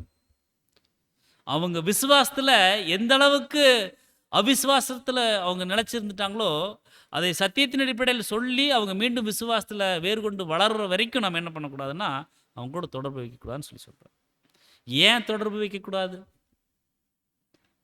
ஏன் அது என்ன அப்படின்னு சொல்லி 15ஆம் வசனம் சொல்கிறார் பாருங்க. சுத்தம் உள்ளவர்களுக்கு சகலமும் சுத்தமாக இருக்கும், அசுத்தம் உள்ளவர்களுக்கும் அவ்விசுவாசம் உள்ளவர்களுக்கும் ஒன்றும் சுத்தமாக இராது, அவர்களுடைய புத்தியும் மனசாட்சியும் அசுத்தமாக இருக்கும் அப்படின்னு சொல்லி சொல்கிறார். ஸோ சுத்தம் உள்ளவர்களுக்கு அப்படின்னா தேவனுடைய நேர்மையான சிறியரிடம் என்னதான் விழுந்து போன மாம்சத்தின் பலவீனங்கள் காணப்பட்டாலும் அவர்களுடைய உண்மையான சுத்தமான இருதயங்களை சுத்தமுள்ளவர்களால் பார்க்க முடியும். சுத்தமுள்ளவர்களுக்கு தாங்க தெரியும் ஒரு சுத்தம் அப்படின்னா அவங்க மனசில் சுத்தம் மட்டும்தான் இருக்கும். அவங்க பார்க்குறதே சுத்தமான விஷயத்தை தான் பார்ப்பாங்க. அப்படின்னா ஒரு சகோதரன் ஒரு தவறான ஒரு விஷயத்தில் ஒரு பலவீனத்தில் அவர் வந்து விழுந்துட்டா கூட என்னுடைய சகோதரன் பரவாயில்ல, நான் கை தூக்கி விடுறேன், அப்படித்தான் பார்க்கும் அந்த சுத்தம். மாறாக எப்படி பார்த்துடக்கூடாதுன்னா அவர் விழுந்துட்டாரா, விழுட்டு சொன்னேன் பார்த்தேன், அவர் விழுகிறவர் இது வந்து இப்போ தான் லைட்டாக தான் விழுந்துக்கிறார், இன்னும் பெருசாக விழுவார் பாருங்க, அப்படி பார்க்காது. அன்பு என்னைக்குமே தீங்கு நினையாதுங்க. யார் ஒருவரிடம் முழுக்க முழுக்க அன்பு நிறைஞ்சிருக்குதோ அவங்க நிறைகளை மட்டும்தான் பார்ப்பாங்க. யார் ஒருவரிடம் முழுக்க முழுக்க குறைகள் இருக்கோ, அன்பு குறைவாக இருக்குதோ அவங்க குறைய மட்டும்தான் பார்ப்பாங்க. அதுதான் அன்பு குறையும் இடத்துல தவறுகள் எப்படி தெரியுமா, ரொம்ப தடிமனாக தெரியுமா, பெருசாக தெரியுமா, குண்டாக தெரியுமா. ஏன்னா அங்கே அன்பு குறைவாக இருக்கு. என்னுடைய சகோதரன் என்னுடைய சகோதரி அவங்க பலவீனத்தில் இருக்கிறாங்க, நான் தான் தாங்கணும். என்னுடைய சகோதரன் நான் தாங்காமல் இன்னொருத்தர் வந்து தாங்குவாரா? அப்படி தான் பார்க்கணும், அப்படி தான் யோசிக்கணும். ஸோ தேவனுடைய நேர்மையான சிறியரிடம் என்னதான் விழுந்து போன மாம்சத்தின் பலவீனங்கள் காணப்பட்டாலும் அவர்களுடைய உண்மையான சுத்தமான இருதயங்கள் சுத்தமுள்ளவர்களால் பார்க்க முடியும். அப்போ ஒருத்தங்க ஒரு சகோதரனுடைய பலவீனங்களை பார்க்குறாங்க அப்படின்னா அதை நிறைவாக பார்த்துட்டா ஓகே, ஆனால் குறையாக பார்க்குறாங்க அப்படின்னா அவங்க சுத்தம் இல்லைன்னு அர்த்தம். நான் என்னுடைய சகோதரனுடைய குறைய பலவீனத்தை நான் குறையாக பார்த்துட்டேன் அப்படின்னா நான் சுத்தம் இல்லை. பரவாயில்ல, என்னுடைய சகோதரன் இந்த அளவுக்கு வந்துட்டார், இன்னும் அவருக்கு நான் சப்போர்ட் பண்ணா, இன்னும் சபையாராக நான் அவருக்கு உற்சாகம் கொடுத்தா இன்னும் நல்லா வந்துடுவார். அப்படி பார்த்தா நான் சுத்தமுள்ளவராக இருக்கிறேன். ஸோ சகலமும் சுத்தமாக இருக்கும் அப்படின்னா அவர்களால் தெய்வீக பிரமாணத்திலும் ஏற்பாட்டிலும் நீதியை காண முடியும். அந்த மனசுல சுத்தம் இருந்துருச்சு அப்படின்னா அன்புக்குரிய சகோதர சகோதரிகளே, அவங்களால தெய்வீக பிரமாணத்திலும் அந்த தெய்வீக ஏற்பாட்டிலும் நீதியை காண முடியுங்களா? அப்போ இருதயத்தில் சுத்தமுள்ளவர்கள் தானுங்க தேவனை தரிசிக்க முடியும். ஸோ இருதய சுத்தம் தேவன் விரும்பக்கூடிய ஒரு விஷயங்களா இருக்கு. அதே போல் அசுத்தம் உள்ளவர்களுக்கும் அப்படின்னா அதாவது தேவனுடைய நோக்கத்துடன் தங்களை அடையாளப்படுத்தி கொண்டாலும் தங்களுடைய உபதேசங்கள் மற்றும் வாழ்க்கை முறையானது சுவிசேஷத்துடன் முரண்படுகின்றதா இருக்கும் சிலருக்கு, குற்றம் கண்டுபிடிப்பவர்களுக்கு அப்படின்னு சொல்லி சொல்கிறார். அப்போ தேவனுடைய நோக்கத்தோட தங்களை அடையாளப்படுத்தி கொண்டாலும் தங்களுடைய உபதேசங்கள் மற்றும் வாழ்க்கை முறை சுவிசேஷத்துக்கு கூட முரண்பட்டதாக இருக்கும் சொல்கிறார். ஸோ குற்றம் கண்டுபிடிப்பவர்களாகவும் இருப்பாங்க. ஸோ அவங்களுக்கெல்லாம் அசுத்தமாகத்தான் தெரியும். ஏன்னா அவங்களுடைய சிந்தை எப்படி தான் இருக்குது, ஒரு குற்றம் கண்டுபிடிக்கக்கூடிய ஒரு ஒரு மனநிலையோடு தான் இருக்கிறாங்க. அதே போல் அவ்விசுவாசம் உள்ளவர்கள் அப்படின்னா உண்மையற்றவர்கள் அண்ட் அன்ஃபெய்த்ஃபுல் அப்படின்னு சொல்லி சொல்கிறாங்க டயக்ராஃபில். ஸோ உண்மையற்றவர்களுடைய மனசாட்சிகள் தாறுமாறாகி, அதாவது மாறுபாடாகி விடுகின்றபடியால் அவர்களால் எதையும் அல்லது யாரையும் ஒரு சரியான வெளிச்சத்தில் பார்க்க முடியறதில்லை. எவ்வளவு அருமையா சகோதரர் சொல்றாரு பாருங்க. உண்மையற்றவர்கள். அப்போ உண்மையற்றவர்களுடைய மனசாட்சிகள் அது மாறுபாடு ஆயிருது. அதனால அவங்களால எதையுமே, என்ன வெளிச்சத்தில் இருந்துட்டாலும் எதையுமே யாரையுமே அவங்க என்ன பண்ண முடியாது, சரியான வெளிச்சத்தில் பார்க்க முடியாது. தீமை, தீங்கு நினையாத அன்பின் ஆவியை இழந்தவர்களுக்கு இப்படிப்பட்ட சூழல் அப்படின்னு சொல்லி சொல்றோம். நம்ம அப்படி ஒரு சூழ்நிலைகளுக்குள்ள நம்ம வந்து இருந்துடக்கூடாது அப்படிங்கிறதையும் நம்ம வந்து எச்சரிப்பாக பெற்றுக்கொள்கிறோம். அப்படி அவ்விசுவாசிகளுக்கும் அசுத்தம் உள்ளவர்களுக்கும் ஒன்றுமே சுத்தமாக இருக்காது. அவர்களால் அன்பையும் தயாளத்தையும் நடத்தைக்கான நோக்கங்களாக நினைத்து பார்க்க முடியாது அப்படின்னு சொல்லி சொல்றார். அவர்கள் அசுத்தமானவர்களாக இருப்பதால் அவர்கள் மற்றவர்களிடம் அசுத்தம் இருப்பதாக குற்றம் சுமத்துவாங்க. ஆக்சுவலாக பிரச்சனை யாருக்கிட்ட இருக்கு? இவங்க கிட்ட. இவங்க என்ன பண்ண, ஏன்னா இவங்க அசுத்தத்தில் இருக்கிறாங்க, இவங்க கிட்ட அந்த மனசுல அந்த அந்த காரியங்கள், அசுத்தமான பிரச்சனைகள் இருக்கிறதுனால மற்றவங்களை குற்றம் சுமத்துவாங்க. பாருங்க, தேவன் ஏற்படுத்தி வைத்த, தேவனால் அபிஷேகம் பண்ணப்பட்டவர்கள் மேல குற்றம் சுமத்துவதற்கு நம்ம யார்? நம்மளுக்கு என்ன தகுதி இருக்கு? நம்மளுக்கு ஒரு தகுதியுமே இல்லை. அவங்க தேவனால் அபிஷேகம் பண்ணப்பட்டிருக்கிறாங்க.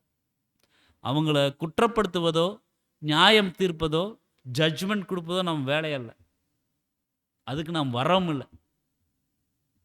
நம்ம வேலை, நம்ம எந்த அளவுக்கு தேவனுக்கு உண்மையாக நம்ம நடக்கிறோம், எல்லாத்தையும் எந்த மைண்டில் நம்ம வந்து பார்க்கிறோம், அணுகிறோம், சுத்தமுள்ள மனதோடு நம்ம வந்து இந்த ஒரு சத்தியத்தில் நம்ம வந்து போகிறோமா?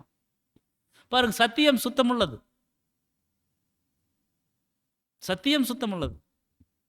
தேவன் கொடுத்திருக்கக்கூடிய சத்தியங்கள் எல்லாமே நித்தமும் சுத்தமுள்ள ஒரு வெள்ளியான, ஒரு தங்கமான ஒரு சத்தியங்கள் தான். அப்படி இருக்கும் பொழுது அன்புக்குரிய சகோதர சகோதரியில நம்ம எந்த மாதிரி அதை நம்முடைய வாழ்க்கையில கடைப்பிடித்து காண்பிக்கிறோம்? சுத்தமான போதனைகள் தான் தேவன் கொடுத்திருக்கிறார் பரிசுத்த வேதாகமத்தில். அதைய அசுத்தமாகவும் பயனற்றதாகவும் மாற்றுறது யார் கையில் இருக்குது அப்படின்னா, அதை பயன்படுத்துபவர்கள் கையில் இருக்கு. தேவன் கொடுத்தது சுத்தம் மட்டும்தான். அதை பயனற்றதாக, வீணாக, அசுத்தமாக மாற்றக்கூடிய ஒவ்வொரு செயல்பாடுகளும் நம்ம ஒவ்வொருவருடைய வாழ்க்கையில் இருந்துச்சு அப்படின்னா, அதை உடனடியாக நம்ம என்ன பண்ணணும்னா எடுத்து போடக்கூடியவர்களாக இருக்கும். அப்படிப்பட்டவர்களுக்கு ஒன்றுமே சுத்தமாக இருக்காதுன்னு சொல்லி சொல்கிறார். அப்படிப்பட்டவர்களுடைய சிந்தை சீர்கெட்டு போவதோடு மாத்திரமல்லாமல் மற்றவர்களிடத்தில் சுத்தமான எதையும், நன்மையான எதையும், சரியான எதையுமே பார்க்க மாட்டாங்களாம். அவங்ககிட்ட நன்மை இருந்துட்டா கூட அந்த நன்மை கூட பார்க்க மாட்டாங்க. ஏன்னா இவங்க எப்படி அவங்க மேலே குற்றம் சுமத்தலாம், அதைத்தான் இவங்க பார்த்துருப்பாங்க.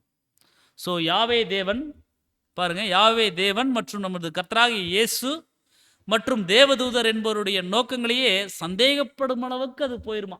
ஒன்று கூட சுத்தம் இருக்காது. தேவனையே சந்தேகப்படக்கூடிய ஒரு சூழலுக்குள்ள போயிடும். கர்த்தரையே சந்தேகப்படக்கூடிய சூழல், தேவதூதர் இவங்களுடைய நோக்கங்களையே சந்தேகப்படும் அளவுக்கு அது கொண்டு போயிடும். அந்த மாதிரி சூழலுக்குள்ள நாம் கடந்து போயிடக்கூடாது. அவர்களுடைய புத்தியும் மனசாட்சியும் அசுத்தமாக இருக்கும். அவருடைய புத்தி, மனசாட்சி எல்லாமே அசுத்தமாக இருக்கும். அவர்கள் குருடாக்கப்பட்டவர்களாயும் தங்களை தாங்களை வஞ்சித்துக் கொள்ளக்கூடியவர்களாகவும் மாறிடுவாங்க. அவர்கள் தவறான எண்ணங்களை, சந்தேகங்களை, பொல்லாத தீமையான அனுமானங்களை சிந்தையில் உட்பிரவேசிப்பதற்கும் அவைகளை அங்கேயே குடியிருக்கவும் அனுமதித்து விடுறாங்க. உள்ள அனுப்புறது மட்டும் இல்லாமல் நீ இங்கே தங்கிக்கோ பர்மனண்டா அப்படிங்கிற மாதிரி அவங்களுக்கு ஃபெசிலிட்டிஸ், அந்த தவறான குணலட்சணங்களுக்கு என்ன பண்ணுறதுன்னா ஃபெசிலிட்டிஸ் தீனி போட்டு கொடுக்குறது. இந்த விஷயங்களெல்லாம் இருக்கக்கூடாது. ஏன்னா அவருடைய புத்தி, மனசாட்சி அசுத்தமாக இருக்கும்னு சொல்லி சொல்கிறோம். நம்ம சுத்தமுள்ள மனசோட பார்த்துட்டோம்னா இந்த பின்னால் வரக்கூடிய இவ்வளோ விளக்கங்களும் நம்மளுக்கு அது பொருந்தாத போயிடும். அவர்களுடைய மனசாட்சிகள் சீர்கெட்டு போய் கடினமடைந்து விடுகின்றன. அவர்கள் உண்மையிலிருந்து விலகி போய் தவறாக நிதானிக்கப்படுகிறவர்களாக இருக்கிறாங்க. தாங்கள் எவ்வளவு அநீதியும் அசுத்தமும் குருடும் உள்ளவர்களாகிட்டோம் அப்படிங்கிறத உணராது இருப்பாங்க. ஏன்னா அந்த அளவுக்கு அந்த மாயையான விஷயங்களை அவங்கள போட்டு மாற்றிடும். இத்தகைய பயங்கரமான நிலைமையை தவிர்க்க வேண்டுமானால் கர்த்தருடைய ஜனம் தங்களுடைய மனசாட்சிகளை மிகவும் அன்பாக கனிவாக வைத்திருந்து இருதயங்களையும் சிந்தைகளையும் சுத்தமுள்ளவர்களாக காத்துக்கொள்ள வேண்டி இருக்குது அப்படின்னு சொல்லி அழகாக புத்திமதி சொல்கிறார். இத்தகைய பயங்கரமான நிலைமையை நம்ம தவிர்க்கணும் அப்படின்னா கர்த்தருடைய ஜனம் அது யாருக்கு? நமக்கு தான் போகுது. ஸோ நம்ம எப்படி இருக்கணுமா, நம்முடைய மனசாட்சிகளை ரொம்ப அன்பாக ரொம்ப கனிவாக வச்சுருக்கணும். ஸோ இருதயங்களையும் சிந்தைகளையும் சுத்தமுள்ளதாக நம்ம காத்துக்கொள்ளணும் அப்படின்னு சொல்லி அங்கே சொல்கிறார். சொல்லிட்டு கடைசியாக அந்த அதிகாரம் முடிக்கும்போது எப்படி சொல்கிறாருன்னா, அருமையாக சொல்கிறார் பாருங்க. தீத்து 1ஆம் அதிகாரம் 16ஆம் வசனத்தில், அவர்கள் தேவனை அறிந்திருக்கிறோம் என்று அறிக்கை பண்ணுகிறார்கள். இந்த வசனத்தை நம்மளுக்கு பொருத்தி பார்க்கலாம், கவனிக்கலாம் பாருங்க. அவர்கள் தேவனை அறிந்திருக்கிறோம் என்று அறிக்கை பண்ணுகிறார்கள், கிரியைகளினாலோ அவரை மறுதலிக்கிறார்கள். அவர்கள் அருவருக்கப்படத்தக்கவர்களும் கீழ்ப்படியாதவர்களும் எந்த நற்கிரியும் செய்ய ஆகாதவர்களுமா இருக்கிறாங்கன்னு சொல்லி சொல்றார். ஆனா அவங்க என்ன டைட்டில் கொடுத்துக்கிறாங்க அப்படின்னா, கர்த்தருடைய ஜனம்னு சொல்லி டைட்டில் கொடுத்துக்கிறாங்க. தேவனை அறிந்திருக்கிறேன் அப்படின்னு சொல்லி சொல்றாங்க, சத்தியத்தில் இருக்கிறேன் அப்படின்னு சொல்லி சொல்றாங்க, எல்லாமே சொல்றாங்க. ஆனா அறிக்கை பண்றாங்க, கிரியைகளில் மறுதலிக்கிறாங்க. அவங்க தான் அருவருக்கப்படத்தக்கவர்கள், கீழ்ப்படியாதவர்கள், எந்த நற்கிரைக்கும் அவங்க செய்யறதுக்கு தகுதியில்லாதவராயிரும். ஸோ அவர்கள் தேவனை அறிந்திருக்கிறோம் என்று அறிக்கை பண்ணுகிறார்கள். அவருடைய திட்டம் மற்றும் வார்த்தையை குறித்து அறிவார்ந்த வழியில் ஏதோ ஒன்றை தெரிந்து வைத்திருக்கிறோம் என்று அறிக்கை பண்ணுறாங்க. எனக்கு அந்த ஸ்பிரிச்சுவல் நாலேஜ் இருக்குன்னு சொல்லி அறிக்கை பண்ணுறாங்க. சத்தியத்தையும் குறைந்தபட்சம் இருதய சுத்திகரிப்பின் முதல் படியை ஏனும் அனுபவித்தவர்கள், சபையில் அங்கமாக உள்ளோம் என கூறிக்கொள்ளுகிறவர்கள் உட்பட கிட்டத்தட்ட அனைவரையுமே சாத்தான் தேவனிடமிருந்து வெகு தூரம் தள்ளி கொண்டு போய்கிறான்னு சொல்லி சொல்றார் சகோதரர். தங்களுடைய கிரியைகளினாலோ அவர்கள் அவரை மறுதலிக்கக்கூடியவர்களாக இருக்கிறாங்க. ரினவுன்ஸ் அப்படின்னு சொல்லி இங்க டயலாக்ல சொல்றாங்க. ஸோ நாம் அவரை மறுதலித்தால் பின்னர் அவரும் நம்மை மறுதலிப்பார் அப்படின்னு சொல்லி சொல்றார். அனைவரும் தங்களால் இயன்ற நன்மைகள் அனைத்தையும் செய்ய முற்படணும். நம்மளால் என்ன முடியுமோ நம்முடைய கைக்கு நேரிடுவதை முழு பலத்தோடு செஞ்சிடணும். தங்களால் இயன்ற நன்மைகளை அனைத்தையும் பார்க்கணும். மற்றவர்களை தாராள மனதுடன் நிதானிக்கணும். ஜெனராசிட்டி மைண்ட் வேணும். மற்றவர்களை அப்படித்தான் பார்க்கணும். ஸோ நிதானிக்கணும் என்றெல்லாம் அறிவுறுத்துகிற தேவனுடைய வார்த்தைக்கு விரோதமாக அவர்களுடைய கிரியைகள் காணப்படுது. அதான் நம்ம ஒரு தவறு செய்துட்டோம், நம்முடைய 7ஆவதுன்னு சொல்லும்பொழுது நம்ம ஒரு தவறு செஞ்சுட்டோம் அப்படின்னா நம்ம என்ன பண்ணுவோம் அப்படின்னா அன்பை கையாளுவோம். நம்மக்கிட்ட நான் எந்த ஒரு மனநிலையில் செஞ்சுட்டேன்னு தெரியுங்களா சொல்லுவோம். அதே நம்முடைய சகோதரன் சகோதரி ஒரு தவறு பண்ணிட்டாங்கன்னா, நீ எப்படி இப்படி செய்யலாம், நீங்கள் செய்யலாமா, இத்தனை சத்தியம் கேட்குறீங்க, வாரம் வர்றீங்க, கன்வென்ஷன் வர்றீங்க, இவ்வளோ படிக்கிறீங்க, இவ்வளோ கேட்குறீங்க, எல்லாம் செய்கிறீங்க, நீங்கள் இப்படி செய்யலாமா அப்படின்னு சொல்லி அவங்கக்கிட்ட நீதியை கடைப்பிடிக்கும். ஆக்சுவலாக அது மாற்றி கடைப்பிடிக்கணும்னு சகோதரர் சொல்கிறார். ஸோ நம்மக்கிட்ட நீதியையும் கண்டிப்பையும் நம்மக்கிட்ட காண்பிக்கணும். நான் இவ்வளோ வருஷம் சத்தியத்தில் இவ்வளோ வருஷம் ஆச்சு, நான் சத்தியத்தின் அடிப்படையில் நடக்கிறேன்னா, நான் இப்படி இந்த மாதிரி பேசியிருக்கலாமா, இந்த மாதிரி நடந்திருக்கலாமா, நான் பண்ண தப்பு இது எனக்கு சரியாக இருக்கு வருமா அப்படின்னு சொல்லி எனக்கு நானே நான் நீதியும் கண்டிப்பையும் உணர்த்தணும். அதே என்னுடைய சகோதரன் சகோதரி அந்த மாதிரி ஏதோ தவறுகள் செய்துட்டாங்கன்னா, பாவம் சகோதரர் ஏதோ ஒரு பலவீனத்தில் செஞ்சுட்டார், சகோதரி ஏதோ பலவீனத்தில் பேசிட்டாங்க, பரவாயில்ல, ஒன்றும் பிரச்சனை இல்லை, என்னுடைய சகோதரன் தானே, நான் என்னுடைய சகோதரனை அரவணைக்காமல் வேறு யார் அரவணைப்பா, அப்படி பார்க்கணுமா தான் சகோதரர் சொல்கிறார். இதே உலகத்தார் கூட எப்படி ஒரு பழமொழி சொல்லுவாங்கன்னா, தனக்குங்கிற போது அவங்க ஒரு வக்கீல் மாதிரி வழக்கறிஞர் மாதிரி வாதாடுறது, அதே அடுத்தவங்களுக்குன்னா நீதிபதி ஆயிடுறது, அப்போவே ஜட்ஜ்மெண்ட். இது உலகத்தார் அப்படி சொல்கிறாங்க. ஸோ அன்புக்குரிய சகோதர சோர்ல நம்ம ரொம்ப நிதானித்து தாராள மனசோட பார்க்கணும் அப்படிங்கிறத நம்ம கவனிக்கிறோம். அதற்கென்று அப்படிப்பட்டவர்கள் அவசியமாக ஒழுக்கக்கேடானவர்களாகவும் மிகவும் மோசமானவர்களாகவும் மாறியிருக்கிறாங்கன்னு சொல்லி அப்படிங்கிற மாதிரி பொருளாயிராது. அவங்க ஏதோ ஒரு பலவீனத்தில் அவங்க விழுந்துட்டாங்க, பரவாயில்ல, அவங்கள நம்ம சீர் செய்வதற்கு நம்மளால் என்ன முடியுமோ அதை செய்யணும் அப்படின்னு சொல்லி சொல்கிறார். ஸோ எந்த நற்கிரியையும் செய்ய ஆகாதவர்களாக இருக்கிறார்கள். To every work every good work worthless அப்படின்னு சொல்லி நம்ம பார்க்குறோம். ஸோ எந்த நற்செயலையும் செய்ய தகுதியற்றவர்கள் அப்படின்னு சொல்லி டயக்லாட்டில் இருக்கு. ஸோ பெருமை, சுயநலம், தீமை மற்றும் பொறாமை என்பவைகளின் ஆவியால் கெட்டுப்போகிறார்கள். கெட்ட சாரமற்ற உப்பை போல பயனற்றவர்களாகும். உப்பானது சாரமற்று போனால் எதுக்கு உதவுங்க? எதுக்குமே உதவாது, குப்பையில் கொட்டுறதுக்கு தான். ஸோ நம்முடைய வார்த்தைகள், நம்முடைய வாழ்க்கையை எப்படி தான் இருக்கணும்னா உப்பால் சாரமேற்றப்பட்டதாகவும் கிருபை பொருந்தினதாகவும் நம்முடைய வாழ்க்கைகள், வார்த்தைகள் இருக்கணும் அப்படிங்கிறத நம்ம கவனிக்கிறோம் பிரியமான சகோதர சகோதரிகளை. ஸோ எந்த ஒரு நல்ல செயலை பொறுத்தவரையிலும் அவர்கள் அதை தீட்டுப்படுத்துவார்கள் அல்லது காயப்படுத்துவாங்க. ஸோ ஒருவரிடத்தில் ஒருவர் குற்றம் காண்பதற்கு பதிலாக, ஒருவரை ஒருவர் நொறுக்குவதற்கு பதிலாக, நாம் நமது நேரத்தையும் கரங்களையும் கால்களையும் நாவுகளையும் ஆசீர்வாதத்திற்காகவும் கட்டி எழுப்புவதற்காக தான் பயன்படுத்தணும். ஸோ தேவன் நம்மளுக்கு கரங்கள் கொடுத்துருக்காருன்னா அவருடைய ஊழியங்கள் செய்வதற்கு தான். கால்கள் கொடுத்துருக்காருன்னா சமாதானத்தின் சுவிசேஷத்தை அறிவதற்கு தான் இந்த ஒரு கால் பாதரட்சை போட்டு நம்ம போகணும். ஸோ நம்முடைய நேரம் கொடுத்துருக்காங்கன்னா அது தேவனுக்காகத்தான் நாம் செலவு பண்ணணும். இந்த மாதிரி ஒவ்வொரு விஷயங்களையும் தேவனுக்காகத்தான் நாம் பயன்படுத்தணும். ஸோ அதை கடைசியாக அவர் அந்த ஒரு புத்திமதியை சொல்லி அவர் என்ன பண்ணுறான்னு சொல்லி பார்த்தோம்னா நிறைவு செய்கிறார் அன்புக்குரிய சகோதர சகோதரி. ஸோ எந்த நற்கிரியும் செய்ய ஆகாதவர்களாக அவங்க மாறிடுவாங்க. ஸோ அதனால் ரொம்ப கவனமாக இருக்கணும் அப்படிங்கிறத அங்கே சொல்கிறார். ஸோ அவங்க சொல்லுவாங்க தேவனை அறிந்திருக்கிறேன்னு தான் சொல்லுவாங்க, ஆனால் அவங்க கிரியைகளினால் அப்படி நடக்கலை. ஸோ நம்ம என்ன பண்ணணும்னா தேவனே அறிஞ்சிருக்கிறோம். இன்றைய தினத்தில் தேவ கிருபையில் தேவனை அறிஞ்சிருக்கிறவங்க எப்படி நடக்கணும் அப்படிங்கிறதையும் இந்த ஒரு நிருபத்தில் நம்ம கற்றுக்கொண்டு வந்துட்டுருக்குறோம். அப்படின்னா நம்ம தேவனுக்கு பயன்படக்கூடியவர்களாக, எஜமானுக்கு உபயோகப்படக்கூடிய பாத்திரங்களாக நாம் வாழணும் அப்படிங்கிறது தான் இந்த தீத்துவுக்கு முதலாவது அதிகாரத்தில் அங்கே அப்போஸ்தலனாகிய பவுல் புத்திமதிகளாகவும் ஆலோசனைகளாகவும் அறிவுரைகளாகவும் அங்கே பகிர்ந்து கொள்கிறார். ஸோ அந்த விஷயங்கள் தான் அன்புக்குரிய சகோதர சொல்ல இன்றைய தினத்தில் நாம் கற்றுக்கொண்டிருக்கிறோம். தொடர்ந்து வரக்கூடிய நாட்களில் 2வது அதிகாரத்தில் தேவன் கொடுக்கக்கூடிய சத்திய வார்த்தைகளை அடுத்த வாரம் தேவன் அனுமதிக்கும் பட்சத்தில் நாம் தொடர்ந்து தியானிக்கலாம். பொறுமையோடு கேட்ட நம் அனைவரையும் தேவன் தாமே ஆசீர்வதித்து வழிநடத்துவாராக. ஆமென்.